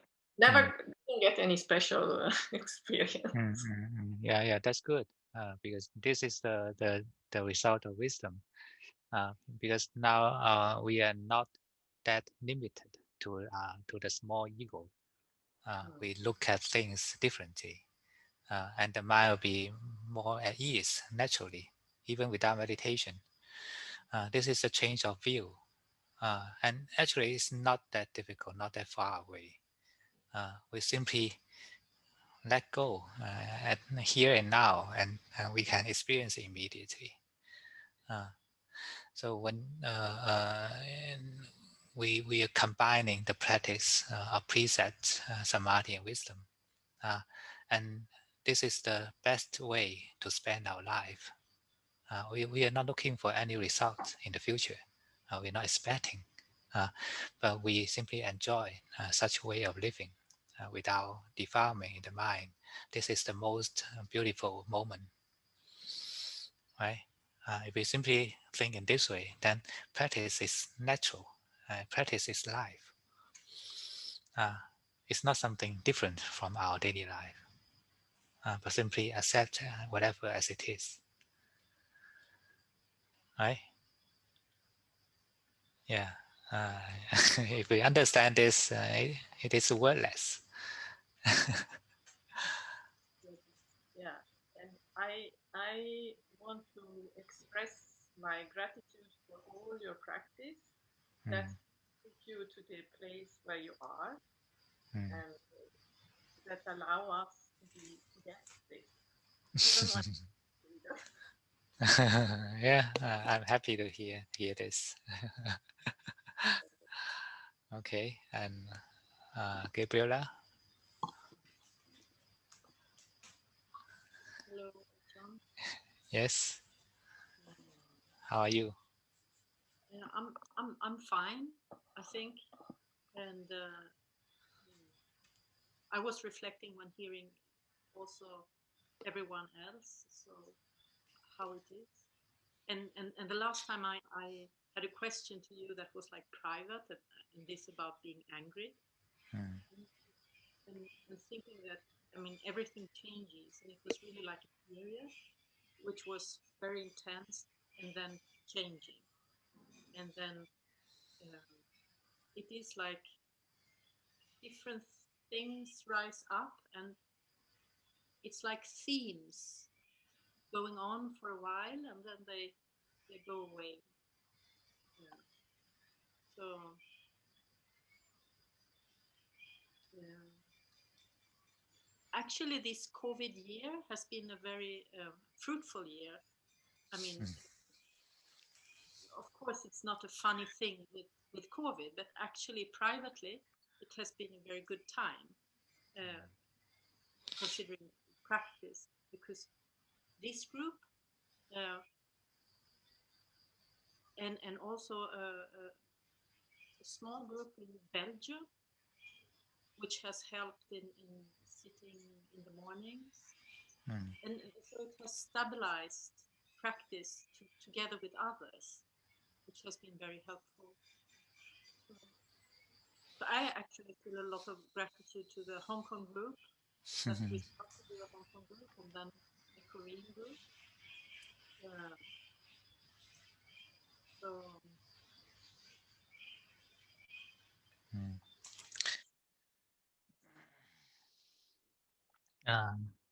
Actually, practice is not something special, and meditation is just part of practice.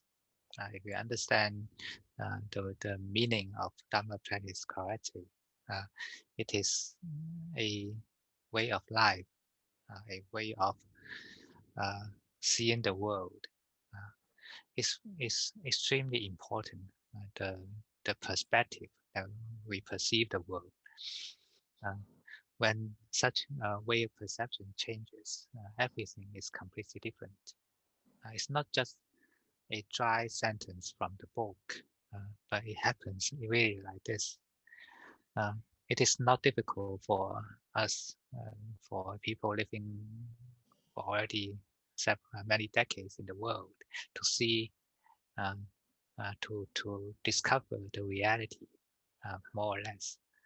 Everyone actually face into the reality, but people without understanding to Dhamma, they don't accept, and they try to escape, try to fight against the reality, try to distract themselves from the reality.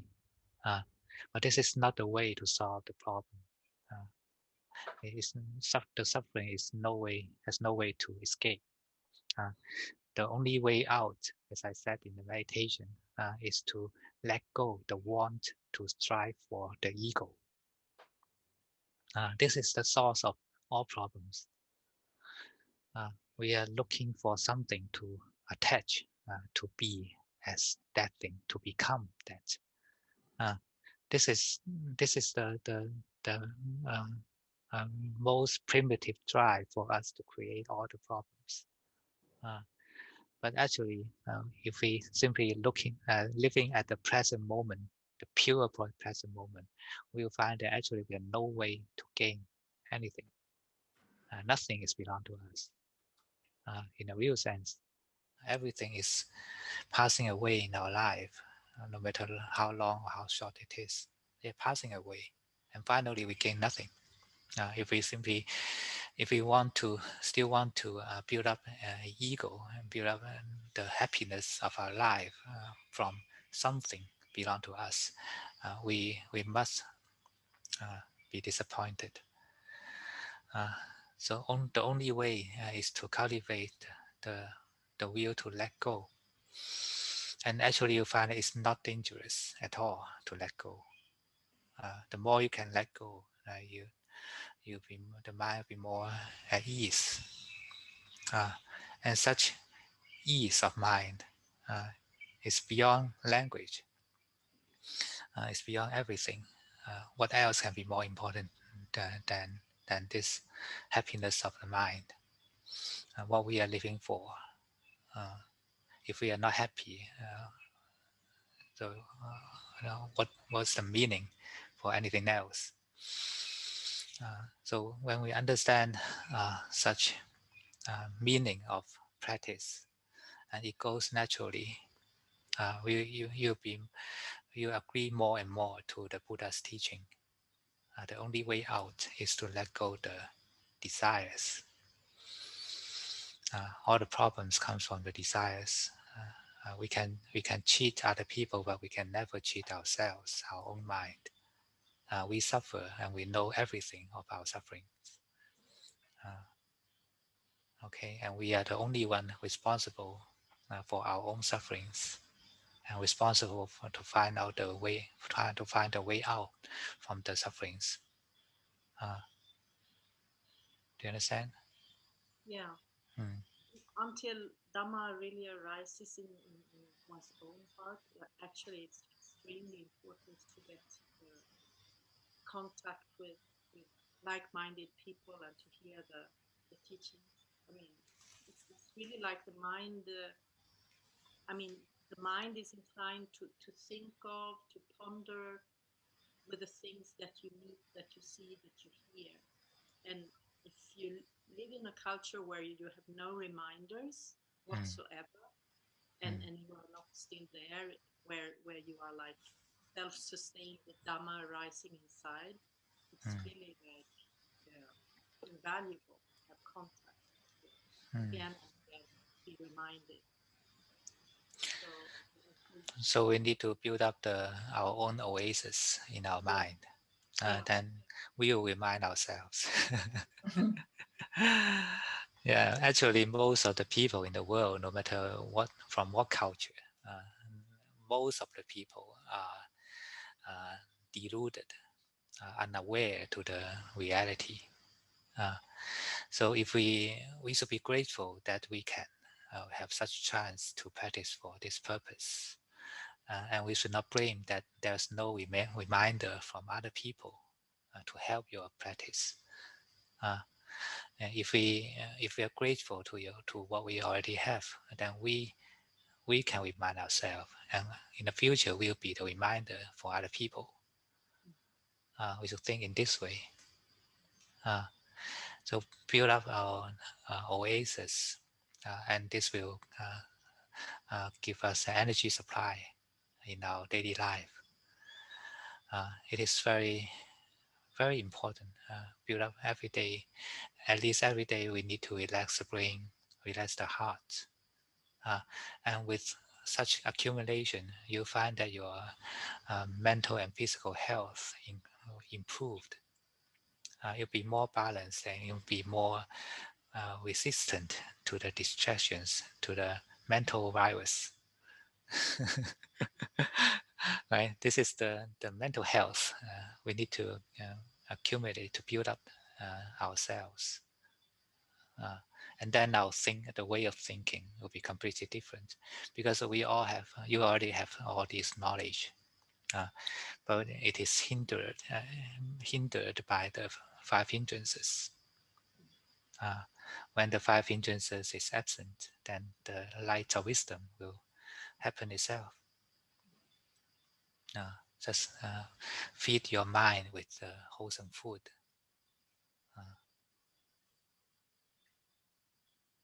Thank you. Okay. And Chu Se Hong, Chu Se Heng. Good evening, Ajahn. Yeah. Yes. Yeah. I think for the last 2 months, the meditation is working. I think my like and dislike is reduced. I'm willing to be dispassionate compared to last time. Okay, I think I'm more peaceful when I'm like that. So I think I go back to the oasis, like what you say. So more to seeking insight rather than outside. Okay. I will continue. Ajahn, it's like mindfulness is one type of, it's a new habit, is it? That means we're cultivating a new habit so that Yes. we override the old program. Yes. It's a new habit, a good habit we need to cultivate if we want to be happy, if we want to live happily and awaken. We need to cultivate mindfulness. Actually, we should understand from the opposite side. We are practicing to clear the five hindrances. Without five hindrances, we are naturally mindful and stable. So at least we need to reduce the input of food for the five hindrances. And then at the same time, we stay awake every moment.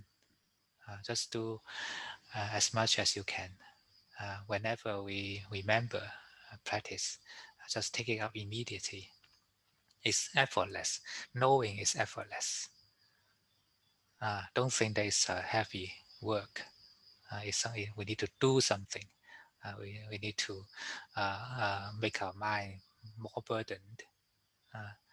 But it's the opposite. It is the giving up, letting go the burdens of the mind. The five hindrances are the true burden of the mind. And when the mind becomes less and less burdened, then the knowing, the mindfulness, samadhi, wisdom, actually they are helping each other, and they will happen themselves. Then we'll like such way of life naturally, and you practice more and more without anyone to urge you. We don't need the reminder from other people, but we will like to practice itself. And this is the right way to cultivate the mind in the long term. We gain the energy from our own mind rather than from external world. Once we taste the ease, the happiness, then we'll do it ourselves. Such attitude or practice is more important than the time that you spend in meditation every day. It's not that rigid. To keep a mind looking for the light, looking for the wisdom is more important, and such mind will guide your practice. It will guide your cultivation of precept, samadhi, and wisdom. This is what we call the right view. So building up such a right view in our life, and this is the start point of the Eightfold Path. Okay, just keep your practice. You're quite good. Yeah, thank you, Ajahn. Yeah. I'm not, actually the speech that it's not for you only, but it's mostly for other people. Yeah. Okay, and number 9, Hee Suk. Yes. 저는 이해는 많이 하는데요. 많이 필요해요. 근데 알아차리는 잘 놓치고 집중은 약합니다. 그리고 또 일상생활 알아차림은 반성을 하는 편이고요. 그리고 제가 경전을 읽는다는 거 그게 참 하여튼 뭐 유튜브를 통해서 경전을 듣고 책을 읽는데 이것도 수행이라고 할 수 있다는 생각이 드는데 맞는지. 이래요. She's trying to relax, and she is when she's meditating, she loses track of mindfulness. And during everyday life, she's trying to read a lot of Buddhist sutras. And can you say that reading sutras could be a way of practicing? Yes, if we use it in the right way. 우리가 그걸 올바른 방식으로 사용한다면 그렇습니다. Reading itself is neutral. 읽는 것 자체는 굉장히 중립적입니다. But during the reading, sometimes we are reading with an unwholesome mental state. 하지만 이제 우리가 읽고 있을 때 어떨 때는 유익하지 않은 정신적 상태를 읽습니다. And such way of reading will make us even more stressed. 그렇게 되면 이제 그런 읽기 방식은 우리를 더 스트레스 받게 만듭니다. We don't need too much reading. 우리는 너무 많이 읽을 필요가 없습니다. When we have enough knowledge for us to start the practice, then just do it. 우리가 이제 수행을 시작할 정도의 지식이 생겼을 때 그러면 그냥 하시면 됩니다. And when you experience from the practice, and then you come back to the reading, then we'll understand even more. 그래서 당신이 이제 수행으로부터 경험을 하고 다시 돌아와서 읽게 된다면 더 많은 것을 알 수 있습니다. Reading without experience is a waste of time. I think 80% is a waste of time. 경험 없이 읽는 것은 이제 80%는 이제 시간 낭비일 수 있습니다. So the real practice, the experience will make your reading even more effective for your improvement.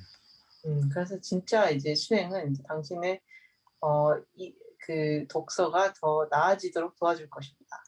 I didn't say the reading is useless, but the useful reading should be combined with experience. 그래서 제가 이제 읽는 것이 소용없다고 얘기한 것이 아닙니다. 유익한 읽음은 이제 수행과 함께 해야 된다는 것입니다. During the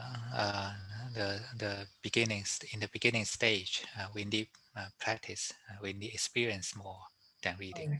그래서 이제 초창기에는 우리가 이제 읽는 것보다는 경험이 더 필요합니다. We simply need to know the purpose, the direction of our practice. Then we can go for it. 우리는 이제 수행의 이유, 그리고 이제 목적과 이유, 그리고 방향을 알고 난 다음에는 우리는 수행을 하면 됩니다. Most of the modern people are too tight. 보통의 현대인들은 너무 긴장돼 있습니다. Their physical and mental states are imbalanced because of the five hindrances. 오장애로 인해서 그분들의 정신적, 신체적 상태는 이제 불균형적입니다. So using the practice to relax your brain and heart and take it as kind of daily, it's a kind of daily enjoyment. Then when with accumulation of such practice, then your mental state will be different.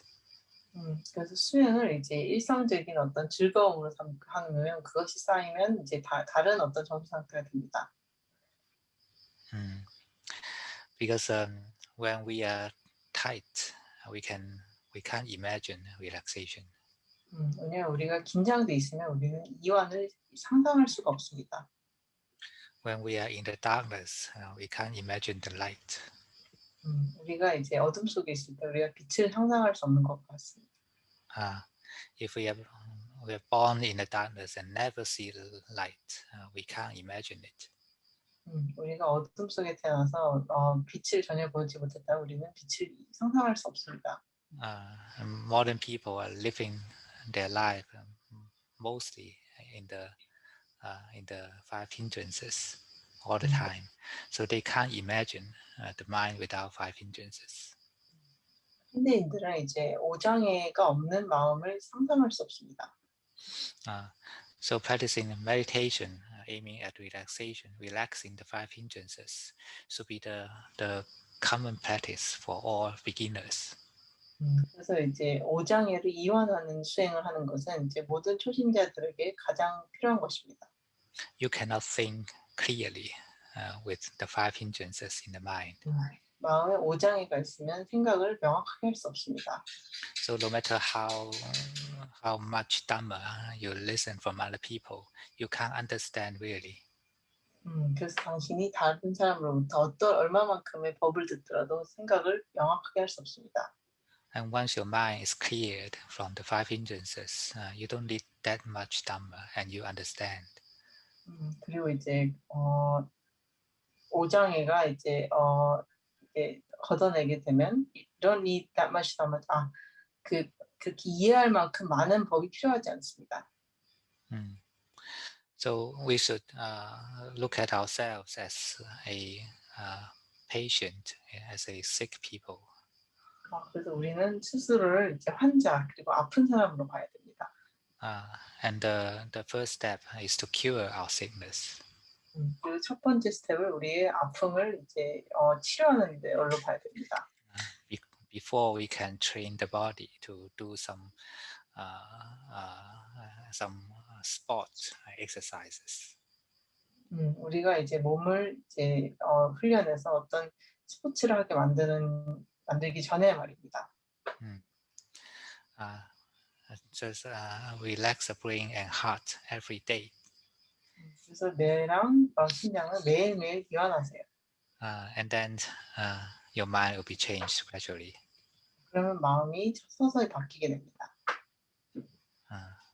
Do you understand? 이해가 가십니까? 근데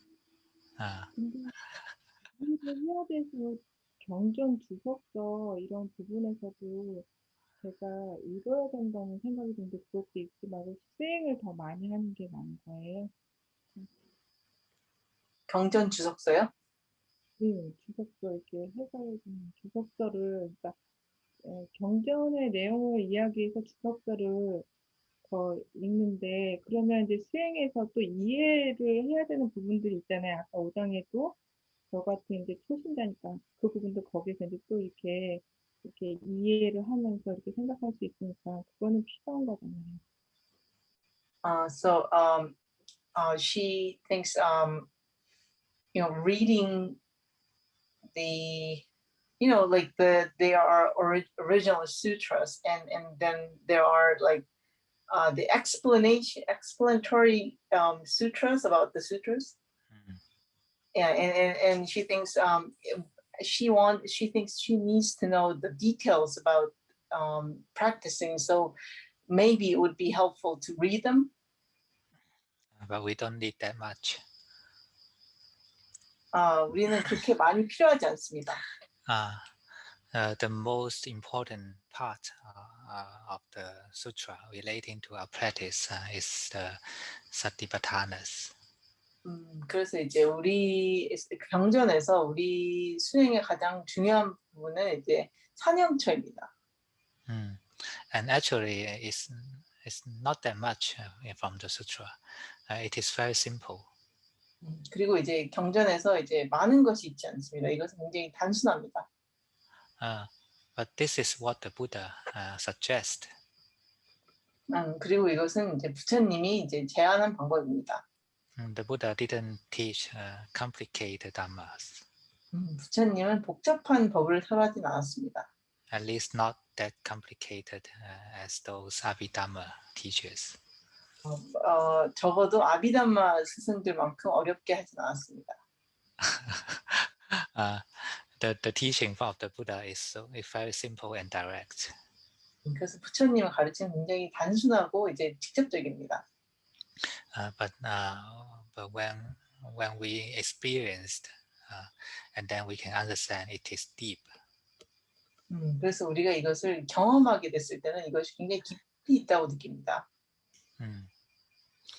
If we try to understand the teaching with intelligence, it doesn't work.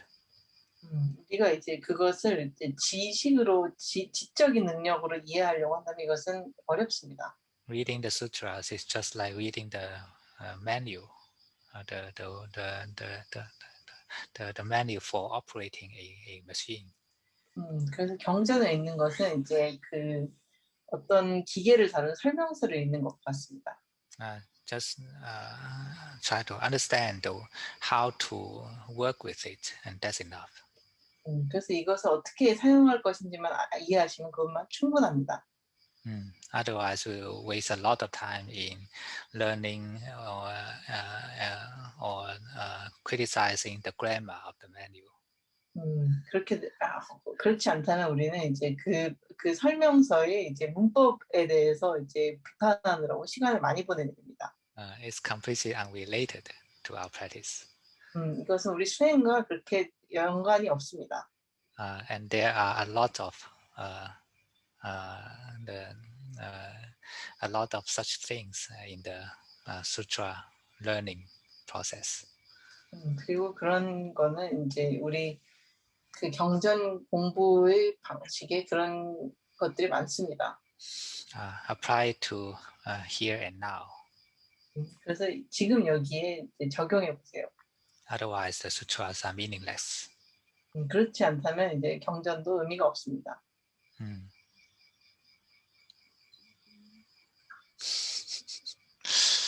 Yeah, what I taught the way to meditate, to relax the brain and the heart, is simple, but it is the most important to start. 그래서 제가 이제 뇌와 가슴이 이완하는 방식을 가르친 것은 굉장히 단순하지만 이것은 이제 좋은 시작점이 됩니다.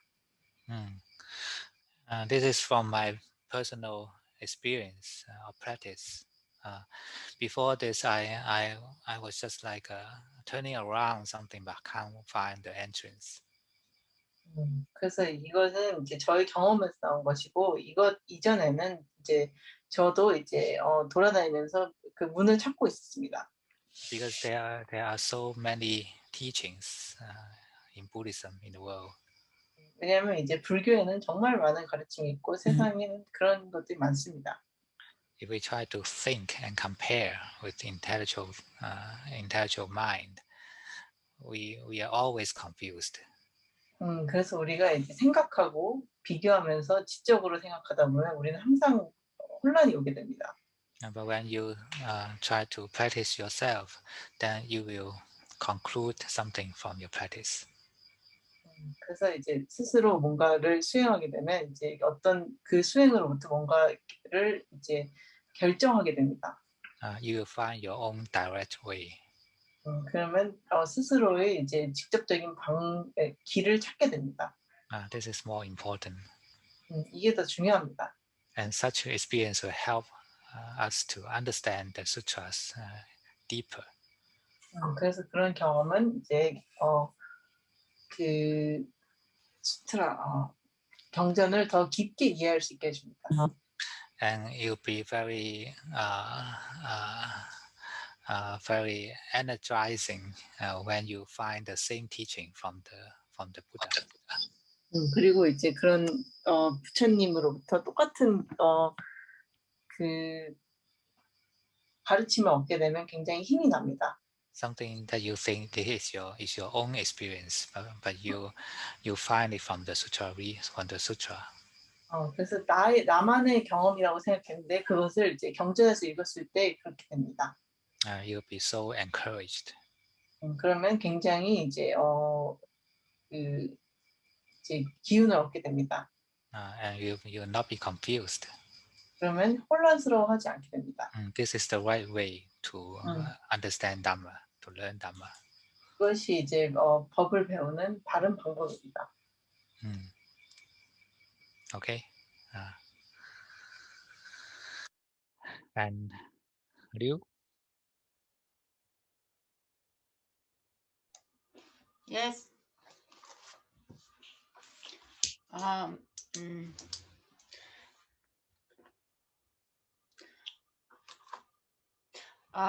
What I realized that this that I'm not angry as much as before. No, I because I about 3 or 4 months ago I realized I kept asking you same question. It was all about my anger, and then I thought that what I should do is to follow your teachings and try to adopt it everyday life. And this day I do not meditate every day, but I realized that I do not show my anger a lot. Yeah. So that was a huge change, I think. Yeah, I can see from your face when you are meditating. You have a different face from before. So now you realize actually it's not that difficult. When we just keep cultivating our mind in the correct direction, and it is accumulating. Even sometimes we don't see the result immediately, but it is accumulating, and finally it will change and make into something change in the real sense. So just when we realize this, we'll be more confident in Dhamma. Just keep cultivating the mindfulness, samadhi, wisdom every moment as much as we can in every day. So manage the time in every day. Spend more time to cultivate these wholesome qualities. And from experience, we know that this is fruitful, this is beneficial, and the result will happen in the future for sure. And it is leading to our real benefit, our true happiness.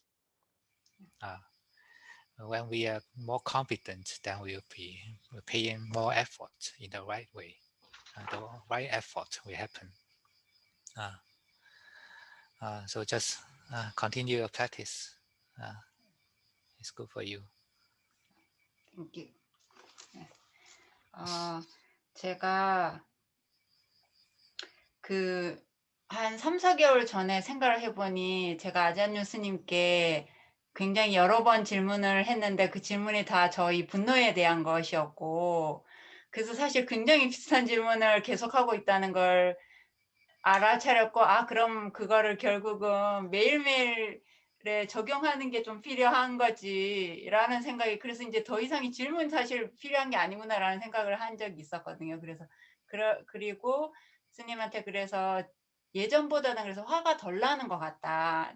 제가 매일매일 수행하는 시간은 좀 줄어들긴 했는데 화가 덜 나는 것 같다고 말씀을 드렸더니 스님이 제가 명상할 때 얼굴을 보고서도 그걸 느낄 수 있다고 그렇게 얘기를 해주셨어요. 그래서 마음을 수행을 하면 이게 계속 축적이 되는 거기 때문에 결과가 바로 나타나지 않아도 변화가 생길 수 있고 그래서 이 알아차림을 하는 그런 것들은 매일매일 시간을 더 보내야 된다고 말씀하셨고 그래서 우리가 계속 배운 것처럼 유익한 음식을 우리에게 주는 것처럼 그런 유익한 시간을 계속 가져야 되고 그렇게 하면 결과가 결국 미래에서 나타날 수 있고 그 결과는 이제 진정한 행복으로 나타날 수 있다는 거고요. 그래서 명상의 결과에 대해서 더 확신을 해야지 더 많은 시간을 우리가 더 쓰려고 하고 그래서 다시 이제 더 좋은 결과를 나올 수 있다라고 얘기를 해주셨어요.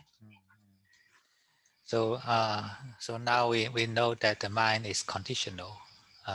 No matter how much you want yourself to improve, it doesn't help. Or no matter how much you don't want to practice, it doesn't change the situation. What really makes changes is the food input to your mind. Your body is what you eat, and the mind is also what you eat. The mind consumes wholesome food or unwholesome food, and it will become wholesome or unwholesome. And this is the natural result, the law of nature. No one can change, no one can stop. If we just keep on giving the wholesome food, and one day you're suddenly aware, oh, my mind is already changed, and you think sometimes you're not even aware when this happens. But it simply happens. This is the nature. 네. 그래서 마음은 조건적이기 때문에 우리가 얼마나 더 향상되어 돼야지라고 생각을 한다고 도움이 더 되는 것도 아니고 나는 뭐 안 해야 되겠다고 해서 그게 또 그러니까 크게 변화한다기보다는 일단 이 변화는 어떤 음식을 우리에게 투여하느냐에 따라서 달라진다고 얘기를 하셨고요. 그래서 우리의 마음도 우리가 무엇을 먹느냐에 따라서 달라지기 때문에 그렇게 좋은 음식을 먹으면서 가져오는 결과는 그 누구도 바꿀 수 없는 그런 것들이고 그래서 유익한 음식을 계속 먹게 되면 그게 언제 일어난지도 모르게 마음이 이미 변했다는 것을 느끼게 된다고 합니다. Okay. Okay. Rensu?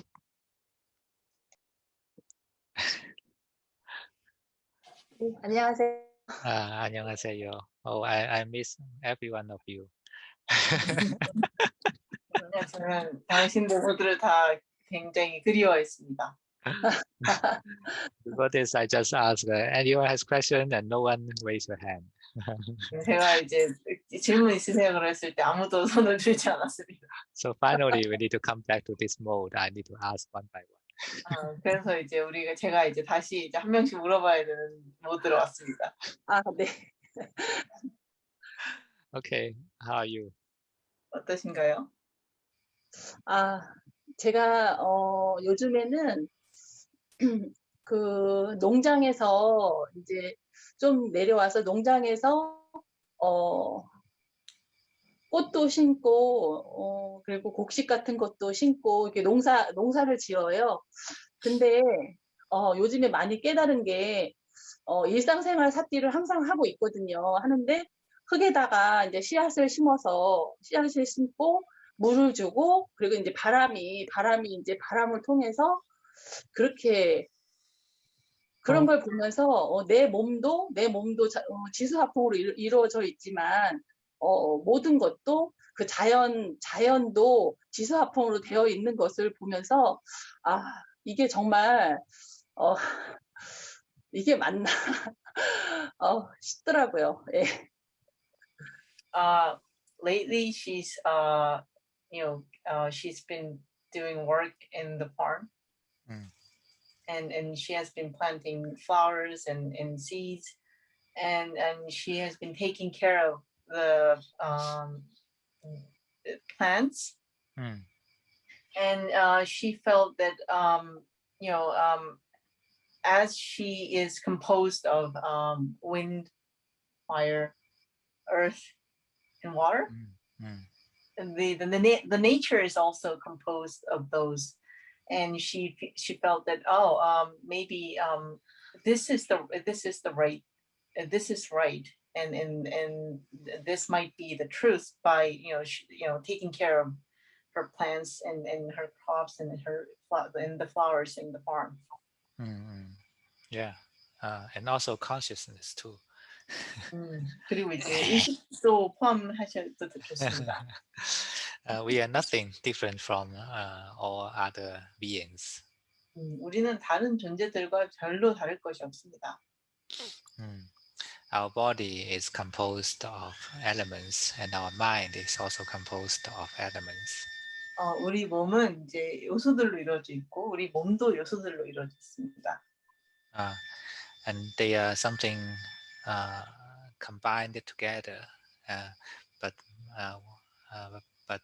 being attached by us, that this is me. 그래서 이제 그것들은 이제 다 뭔가 이제 합쳐진 것이지만 이제 우리가 집착하게 되면은 나라고 생각하게 됩니다. So that's why we call it the five aggregates. 그래서 우리가 오온이라고 부르는 것입니다. Five groups, meaning five groups. 5개 그 그룹을 얘기합니다. And we are nothing more than these five groups. 우리는 이 5가지 그룹 외에는 아무것도 아닙니다. So when we see this, it's not pessimistic, but it is realistic. 그래서 우리가 이것을 보면 이것은 이제 그러니까 염세주의적인 것이 아니라 이것은 현실주의적인 것입니다. Then we can live our way, plan our thinking in a more realistic way. 그러면 우리는 우리 방식대로 살고 우리 삶을 계획하는데 훨씬 더 현실적이 됩니다. Because out of our ignorance to the reality, we try to expect for something unrealistic, and this for sure will make us suffer.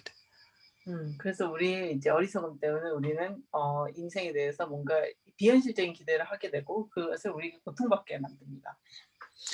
We expect the permanence from the impermanent. We expect happiness from the suffering, and we expect ego from non-self. 우리는 이제 무상에서 무한함을 기대하고 permanence from impermanence and happiness from suffering. 고통으로부터 행복을 기대하고 and then from non-self. 그리고 이제 무아로부터 이제 자아를 기대합니다. Such wrong expectation will make us occupied with meaningless effort. 그래서 그런 이제 잘못된 기대들은 우리를 이제 의미 없는 노력을 하게 만듭니다. If we simply accept the reality and live accordingly, then we are easeful. 그래서 우리가 현재를 받아들이고 거기에 따라 산다면 우리는 편안해집니다. Just face to the reality without fear. 그래서 두려움 없이 이제 현재를 직면하세요. And this is the teaching of the Buddha. 그리고 이것이 이제 부처님의 이제 가르침입니다. Okay, are you happy now? 그래서 지금 행복하십니까? 네, 자연과 함께 하니까 제 몸이 그냥 무아인 것 같아요. 그냥 자연과 함께 그냥 자연과 함께 하니까 너무 행복하고 그리고 너무 모든 것에 감사하게 되더라고요. 그냥 만약에 콩을 심었으면 그냥 콩이 나고 또 그대로 우리 한국 속담에 80년 한다고 콩 심은 데 콩 난다고 하잖아요.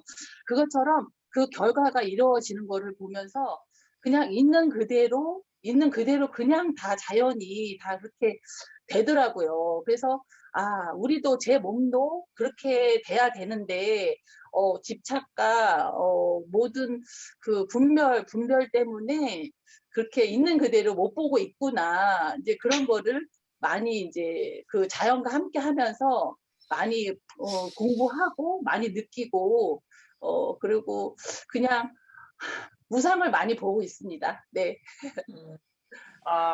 You know, by spending a lot of time within nature, she's feeling that I'm like you know, she's feeling that herself is not in accord with nature.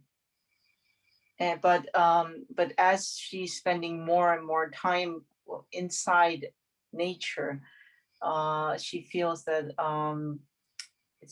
she feels non-self. Yeah, that's good. It's a good work for her. 좋습니다. 이제 되게 그 본인에게 좋은 일입니다. A happy farmer. 행복한 농부입니다.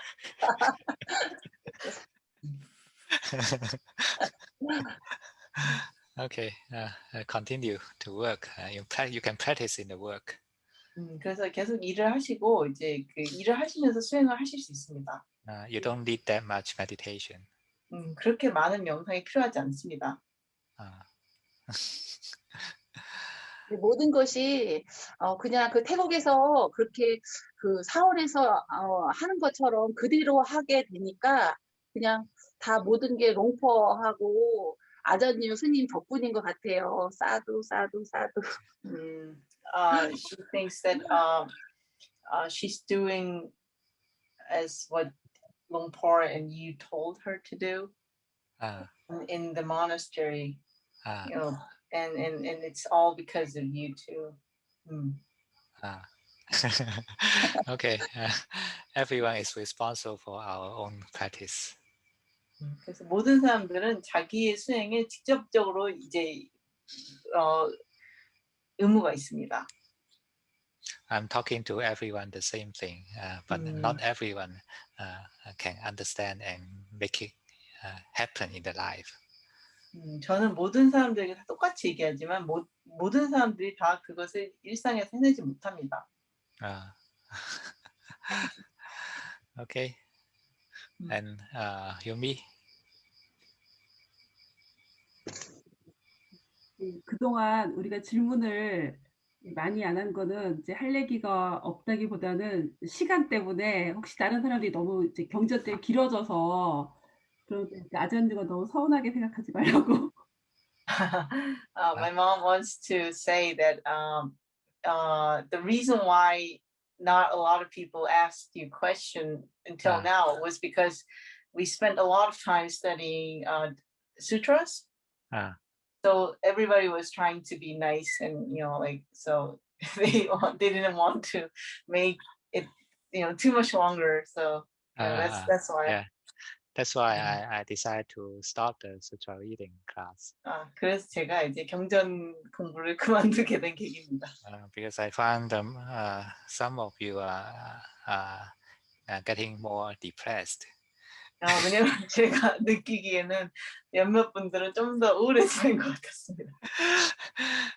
Intellectual understanding doesn't help this. 지적인 이해는 이것을 돕지 않습니다. But sometimes through the talking, directly conversation, I can recharge you with loving kindness. 하지만 이제 직접 이 대화를 함으로써 저는 이제 당신의 이제 사랑, 자비로 다시 충전시킬 수 있습니다. Sometimes some people are strongly in lack of energy. 어떤 분들은 이제 굉장히 에너지가 필요합니다. Hello. 질문. Can you hear me? Yes. Okay. And when we are in lack of energy, no matter how much sutra we read, it doesn't work. Doesn't go into the mind. 그래서 우리가 에너지가 부족할 때는 우리가 아무리 경전을 읽어도 이것은 머리에 들어가지 않습니다. And even they meditate themselves, it is dry. 그리고 이제 명상을 스스로 하더라도 이것은 이제 건조합니다. So through the direct conversation, then you can experience directly. 그래서 우리가 직접적으로 얘기를 함으로써 우리는 이제 직접 경험할 수 있습니다. Because in the conversation, we are feeling at the same time, feeling the feeling of the other side. 그래서 이제 우리가 대화를 통해서는 이제 다른 사람들의 느낌을 이제 바로 느낄 수 있기 때문입니다. And as I said, when we are feeling something, the mind is unconsciously imitating. 그리고 우리가 이제 뭔가를 느끼고 있을 때 마음은 이제 무의식적으로 따라하게 됩니다. If we are not mindful, we simply imitate what we feel. 그래서 우리가 깨어 있지 않다면 우리는 그저 이제 따라하기만 하지 그 관점을 따라하지는 않습니다. So when you are talking to the unwholesome people with unwholesome mind, and if you are not mindful, then your mind will be unwholesome too. 그래서 이제 당신이 이제 그 유익하지 않은 생각하는 사람들과 얘기를 할 때 이제 당신의 마음도 유익하지 않게 됩니다. 깨어 있지 않으면. And in the same way, when you are talking to the wholesome people with wholesome mind, then you will unconsciously become wholesome. 그리고 똑같은 방식으로 이제 유익한 생각하는 사람들과 대화를 할 때는 이제 마음도 유익하게 됩니다. It's because most of us are not mindful. 왜냐하면 대부분의 우리 사람들은 이제 알아차리고 있지 않기 때문입니다. Okay, you have question? Yes. 네, 명상을 가이드 이제 하는 명상을 따라가다 보면은 그 머리까지는 잘 가는 것 같은데 항상 이제 하트 차크라를 여는 부분에서 잘 안 된다는 느낌이 들고 그 부분에 가서는 또 집중도 잘 안 되는 것 같아요. 생각이 자꾸 이제 흩어지고. 그래서 일상생활에서도 보면은 주로 이제 어떤 상황을 접하면은 그 머리 에너지를 쓰면서 평가하고 판단하는 거를 많이 하고 이제 제가 느끼기에도 사람들하고 연결되어 있다든지 조화롭다든지 수용하고 있다 이런 느낌이 좀 약한 것 같거든요. 그래서 좀 어떻게 하면 좀 이제 이 하트 차크라를 좀 잘 열어서 좀 조화롭고 수용적인 이런 이제 상태로 갈 수 있는지 좀 특별한 방법이 없는지. So when meditating, she could follow your instructions about the brain well. And but when it comes to the heart chakra, she couldn't not concentrate as well, and she doesn't know what to do.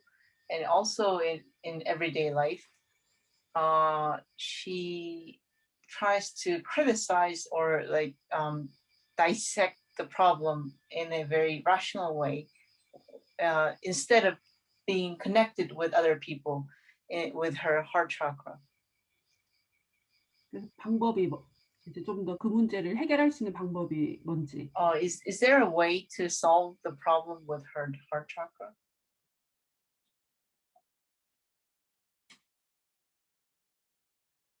아잔주님 굿. 디스커넥트.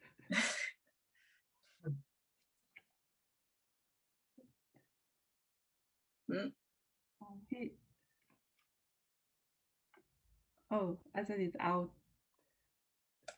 나가셨어? 디스커넥트. 시간이 지난 거 아니에요? 시간이 지나지 않았는데 아직 제가 열었거든요. 시간 문제는 아니고 이렇게 접촉이 안 좋은 것 같아요. 아니야. 저게 내가 보기에는 LTE로 쓰다가 배터리? 뜨거워져서 그런가? 배터리 문제일 수도 있고. 다시 들어오시긴 했는데.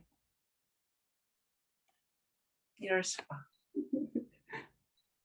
디스커넥트 연결되지 않았어요.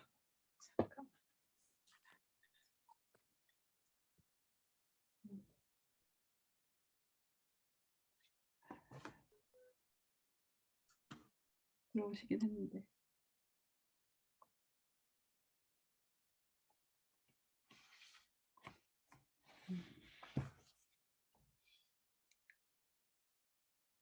다시 나가서.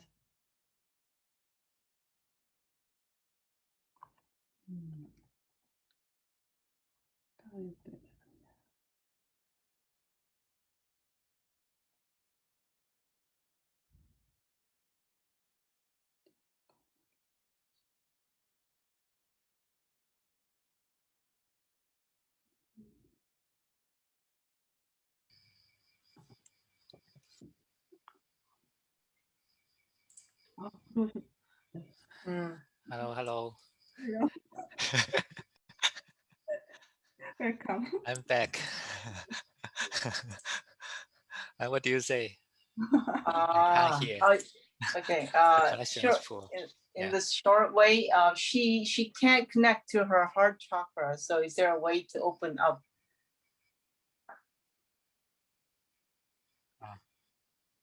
다 들으셨나? 처음부터? 못 들으신 것 같은데? 다시 설명을 해야 될 것 같은데. Cannot connect to the heart chakra, right? Yeah. Okay. So, what's the feeling of you? You feel blocked or something hard? 그래서 어떤 느낌이냐고, 이게 막혀 있는 것 같은지 뭔가 딱딱한 것 같은지. 무감각한 것 같아. 무감각.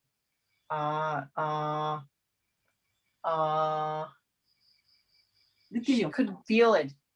Huh? She can't Right? feel it. Can't feel it. Empty. Empty. Right? Then what is you expecting to feel? 그래서 느끼고자 하는 것이 무엇인지. 그러니까 좀 더 그 사람들하고 연결되어 있다는 느낌? 그리고 내가 그 조화롭게 수용하는 느낌, 사람들을. She wants to feel connected to other people, and she wants to feel that she is harmoniously accepting others. It is a feeling, and it happens naturally. If we just give up the expectation, and it works naturally. 이것은 느낌이고 이건 자연스럽게 일어납니다. 그래서 우리가 기대를 포기하게 되면 이제 이거는 자연스럽게 일어납니다.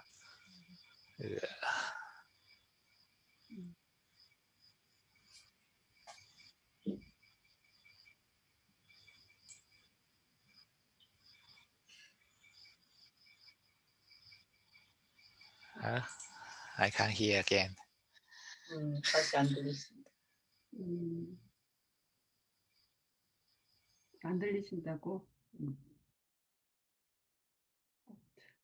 뭔가 어떻게 해야 되지? 다시 또 약간 연결이 끊어졌나 본데.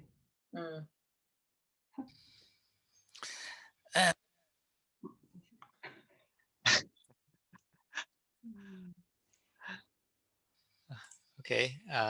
Can you hear me now? 네. Yeah. Yeah. Okay. So, what do you say? Heart chakra cannot connect. Right?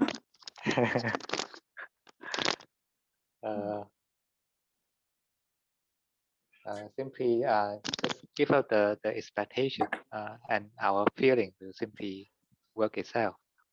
It's not something special. 이것은 뭔가 특별한 것이 아니기 때문에 기대를 내려놓으시면은 이게 우리의 느낌이 저절로 작용할 것입니다. And actually, everyone is using such function in our daily life, especially when we are talking to other people. 그래서 이제 사실 이제 우리는 일상생활에서 모든 사람들이 다 이런 기능을 사용합니다. 특히 우리가 다른 사람과 대화할 때 사용합니다. We are naturally using the feeling, and what I said, the area, the position of heart chakra it's not a position in the physical body. 그래서 이제 우리가 이제 사람들이 다 사용하고 있고, 그리고 이 가슴 차크라의 부분은 이제 우리의 심장의 부분은 아닙니다. It is a feeling, a center of feeling, and it will naturally correspond to the center of the chest. 그래서 이것은 어떤 느낌이고 이것은 자연스럽게 이제 가슴 중앙부에 위치합니다. When we pay attention to the physical position, we are using such hints to catch, to reach the center of emotion. 그래서 이제 우리가 so to reach the center of emotion. 그래서 이제 그래서 우리는 이제 그런 이제 신체적인 위치로부터 정서적인 중심에 다가가려고 하는 것입니다. And it has no shape. It has no form. 그리고 이것은 어떤 그 모양도 없고 이제 형체도 없습니다. And when you can let go the boundary of self, it is boundless. 그리고 우리가 자아의 이제 그 형체를 놓아버리게 된다면 이것은 이제 형체가 없습니다. When it is balanced, then it is naturally be one with the nature. 이것이 균형 잡히게 되면 이것은 자연스럽게 이제 자연과 함께하게 됩니다. Do you understand? Yes, I see. Okay. Okay, 나도. All right. So who is the next one? 그 다음 분은 누구신가요? Maybe Kelly and Daniel? Yeah. I haven't talked to them for a long time.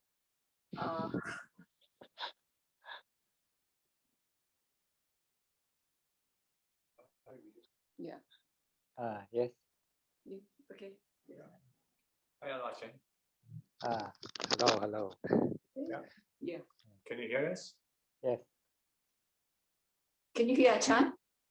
Yes, I can hear you. Can you hear us? Yes, I can hear. Can you hear me? 이제 배우. Can you hear me? Okay. Yes. Okay. Please go on. Yeah, I think the practice is helpful. A little bit change. I think I noticed that while I was going through, I think the work-wise, or I must say that the expectation of trying to do well is no longer important. I just feel that, I just prepare and do my responsible part, and my expectation for whether to do well or not to do well is becoming less and less important to me, and I find this is very helpful because I don't have expectation, and the things can just move very easily and very smoothly without having a lot of stress. Can Ajahn hear? Yeah, Hello? I'm here. I can hear. I think that I think a couple of things. I think my emotion doesn't swing that much. I find that the emotion is less fluctuating up and down. It's more flat. With the daily activity, certain thing that I would have expected some emotion, it turned out to be the emotion is more like It's more empty. Yeah, like removed from there. Even though I was very mindful, but it was like, why is this completely removed when there's something happened? But I was completely removed, which I find it a change in my daily life. I think I must agree. This is the natural stability of mind, natural samadhi, and with this foundation, then we can observe the reality. We can live at the present moment. We can see the whole life as just a stream of experience. It is updating, passing away every moment. Just try to change the perspective like this. Live at the present moment, and everything will happen itself.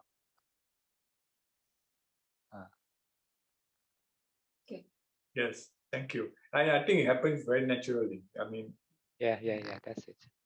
So very, just very, keep in this very way. unusual. Not something I can expect or I can count on or I can predict or whatever. No? Yeah, that's good. And what about Kelly? Thank you, Ajahn. Ajahn, I'm very grateful ever since you take up this Zoom class to teach us, because I think in my life I haven't meditated or sit for so many times. Only when it starts. Yeah, so sitting maybe. So I need to have more classes. Very thankful to Ajahn. Thank you so much. Because now, like, to me, part of life is like, if I didn't meditate, I don't really feel comfortable. But even though for short, sometimes short meditation, I still feel, good. So that's it. Yeah, so I'm very grateful to Ajahn for taking Zoom class to, all of us. Thank you so much, Ajahn. Just like we need to take a shower every day. When we are getting used to this way of life, then one day if we don't take shower, we feel uncomfortable. So it's a good habit. It's a good habit to take a shower every day. A mental shower. Yeah, but thank you so much. Ever since you take up this Zoom class. And when we can relax the brain and the heart, and it will become more and more balanced, then meditation will become easier for us. Gradually become more easier, because before this we are unbalanced. We are nearly mental sick. So balancing the brain and the heart is actually an adjustment of our health, mental health. Most of the people are having such problems, but we are so used to this and thinking that this is normal because everyone is sick like us. But when we keep on such practice for a period of time, you see the change. The mind is more stable naturally without effort. Before this, we may feel it's difficult to stop the thinking in the brain, but now it's easy, right? This is this is the normal. Everyone has the ability to relax. If we can't relax, that means we are sick. Ajahn, I would like to say, but sometimes during meditations, I find that it's easier to relax the mind than to relax the heart chakra. Yeah, of course. So that's why I ask you to relax the brain first. But the brain is easier, very much easier. Oh, you mean the mind, right? The knower. Yeah, but when you go to the, sometimes I have difficulties like relaxing the heart chakra. I say. Yeah, and this usually this is connected to our emotional fixation. So everyone has their own ones, and we need to face directly, practice to be open to ourselves. So whatever it is the present situation, is the reality of us. It is part of us. Accept this heart is to accept your present situation. It's nothing to be blamed. Relax it, open it, and just keep the effort like this, and you will have effect in long term. Just like Liu, the Korean, she has reported the anger is reduced. It is, and the change happens without your awareness. You don't know when it happens, but it changes. So it'll be like this. Just keep the right effort. Relaxation to the tight is the right effort. If we try to concentrate with the tight mind, this is a wrong effort. When we are doing the right effort, then it will be healing. When you are getting more and more relaxed into the heart chakra, then you see the change before and after. Okay. Thank you so much, Ajahn. Thank you. Sadhu, sadhu, sadhu. Sadhu, sadhu. And Karen? Okay.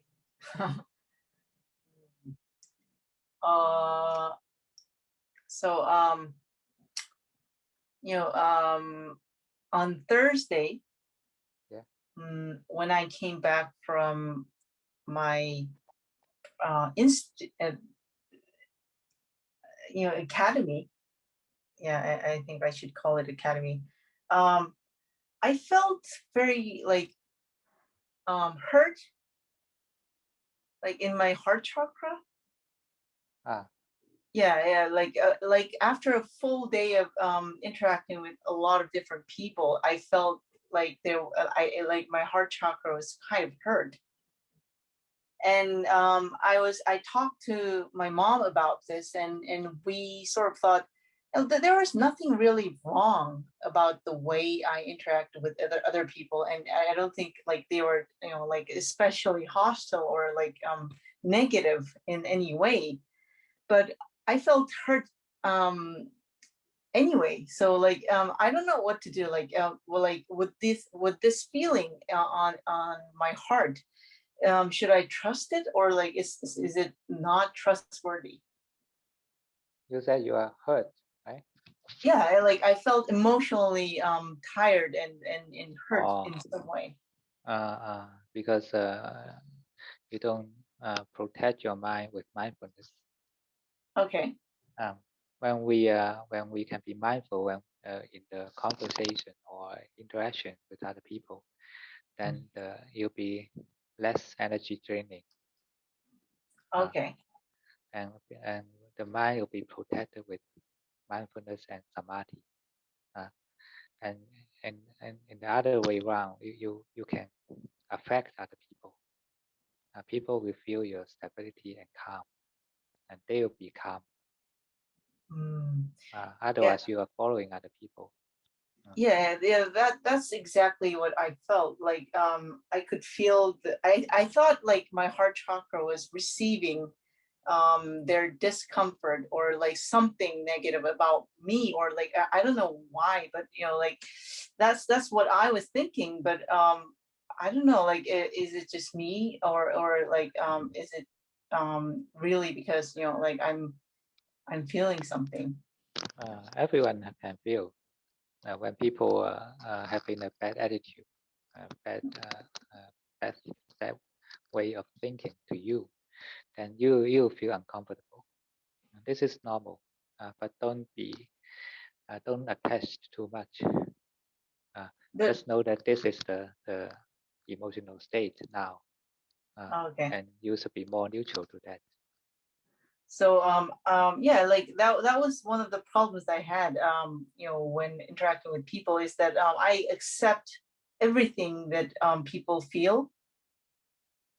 So like I was always thinking, how can I stay neutral, or like how can I stay neutral and healthy in terms of feelings, so that I can influence other people in a good way?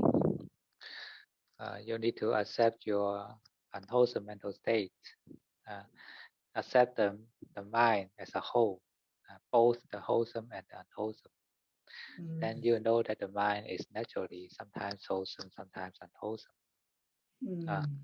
And then we'll be more neutral to both situations. If we attach to the wholesome state, then we will naturally resist the opposite.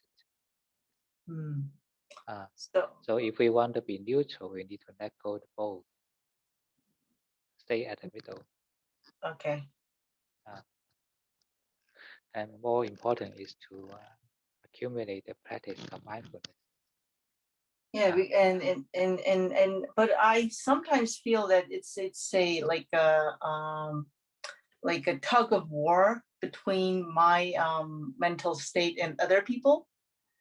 So like if I have like abundance of good feelings and good energy, then other people will feel more secured and happy because of me.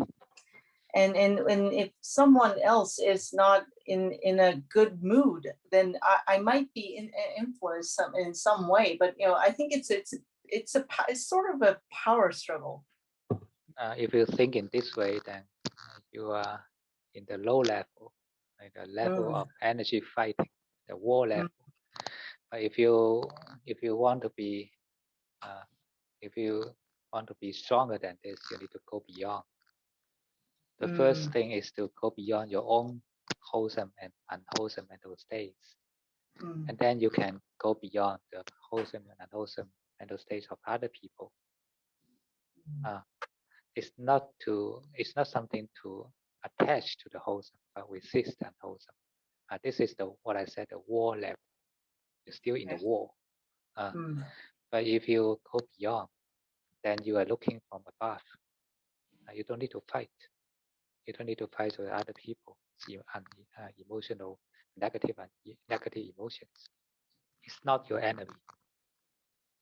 Just keep knowing your mind is protected with such mindfulness.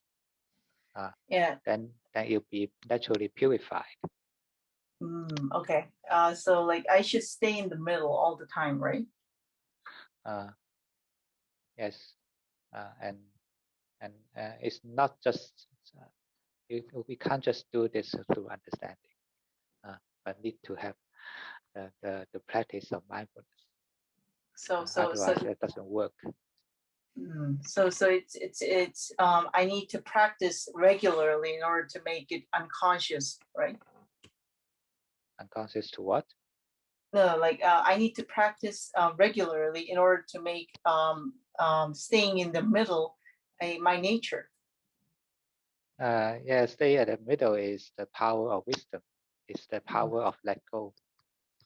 When we let go the left and the right, then we are naturally at the middle. It's not something we can strive for. We can consciously push ourselves into the position of middle, but just to let go the left and the right, then we are naturally at the middle. But to do this, we need to have the power of mindfulness. Otherwise, the wisdom cannot work. And the wisdom need to work with mindfulness. Okay. And I'm actually I don't really understand why things came to this, because I think they're really nice people overall, and I never felt that I wanted to do I never wanted to do any harm to other people, and I don't know, I'm sorry? Don't think about it. Sometimes it's from your own thinking. I'm sorry? Sometimes it is from your own thinking. Sometimes it's just from my own thinking. Yes. So don't think too much on this. Just simply focus on your mindfulness practice at the present moment. And your mind will truly be natural. Then when you are natural, then what you perceive is more trustable, reliable. So, otherwise, the thinking will cheat you. Okay. So I need to be in a more natural relax the brain more. So that the nerves will be cooler. It is too agitated. And because the inner negative state will naturally perceive things in a negative way. Even we believe that we are good, but when things happen, we'll go naturally to the negative. So what you're saying is that don't trust everything that I feel? Yeah. Cultivate more mindfulness first. And relax the brain. Okay. Okay. Okay, so everyone finished? 모두 다 끝나셨나요? 네, yes.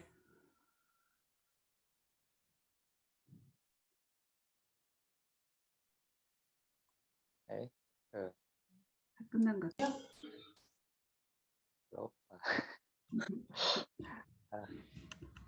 So if there are no questions, then we can end here. 저 질문이 없으시면 여기서 끝내겠습니다. 네. 참배합시다. 합시다.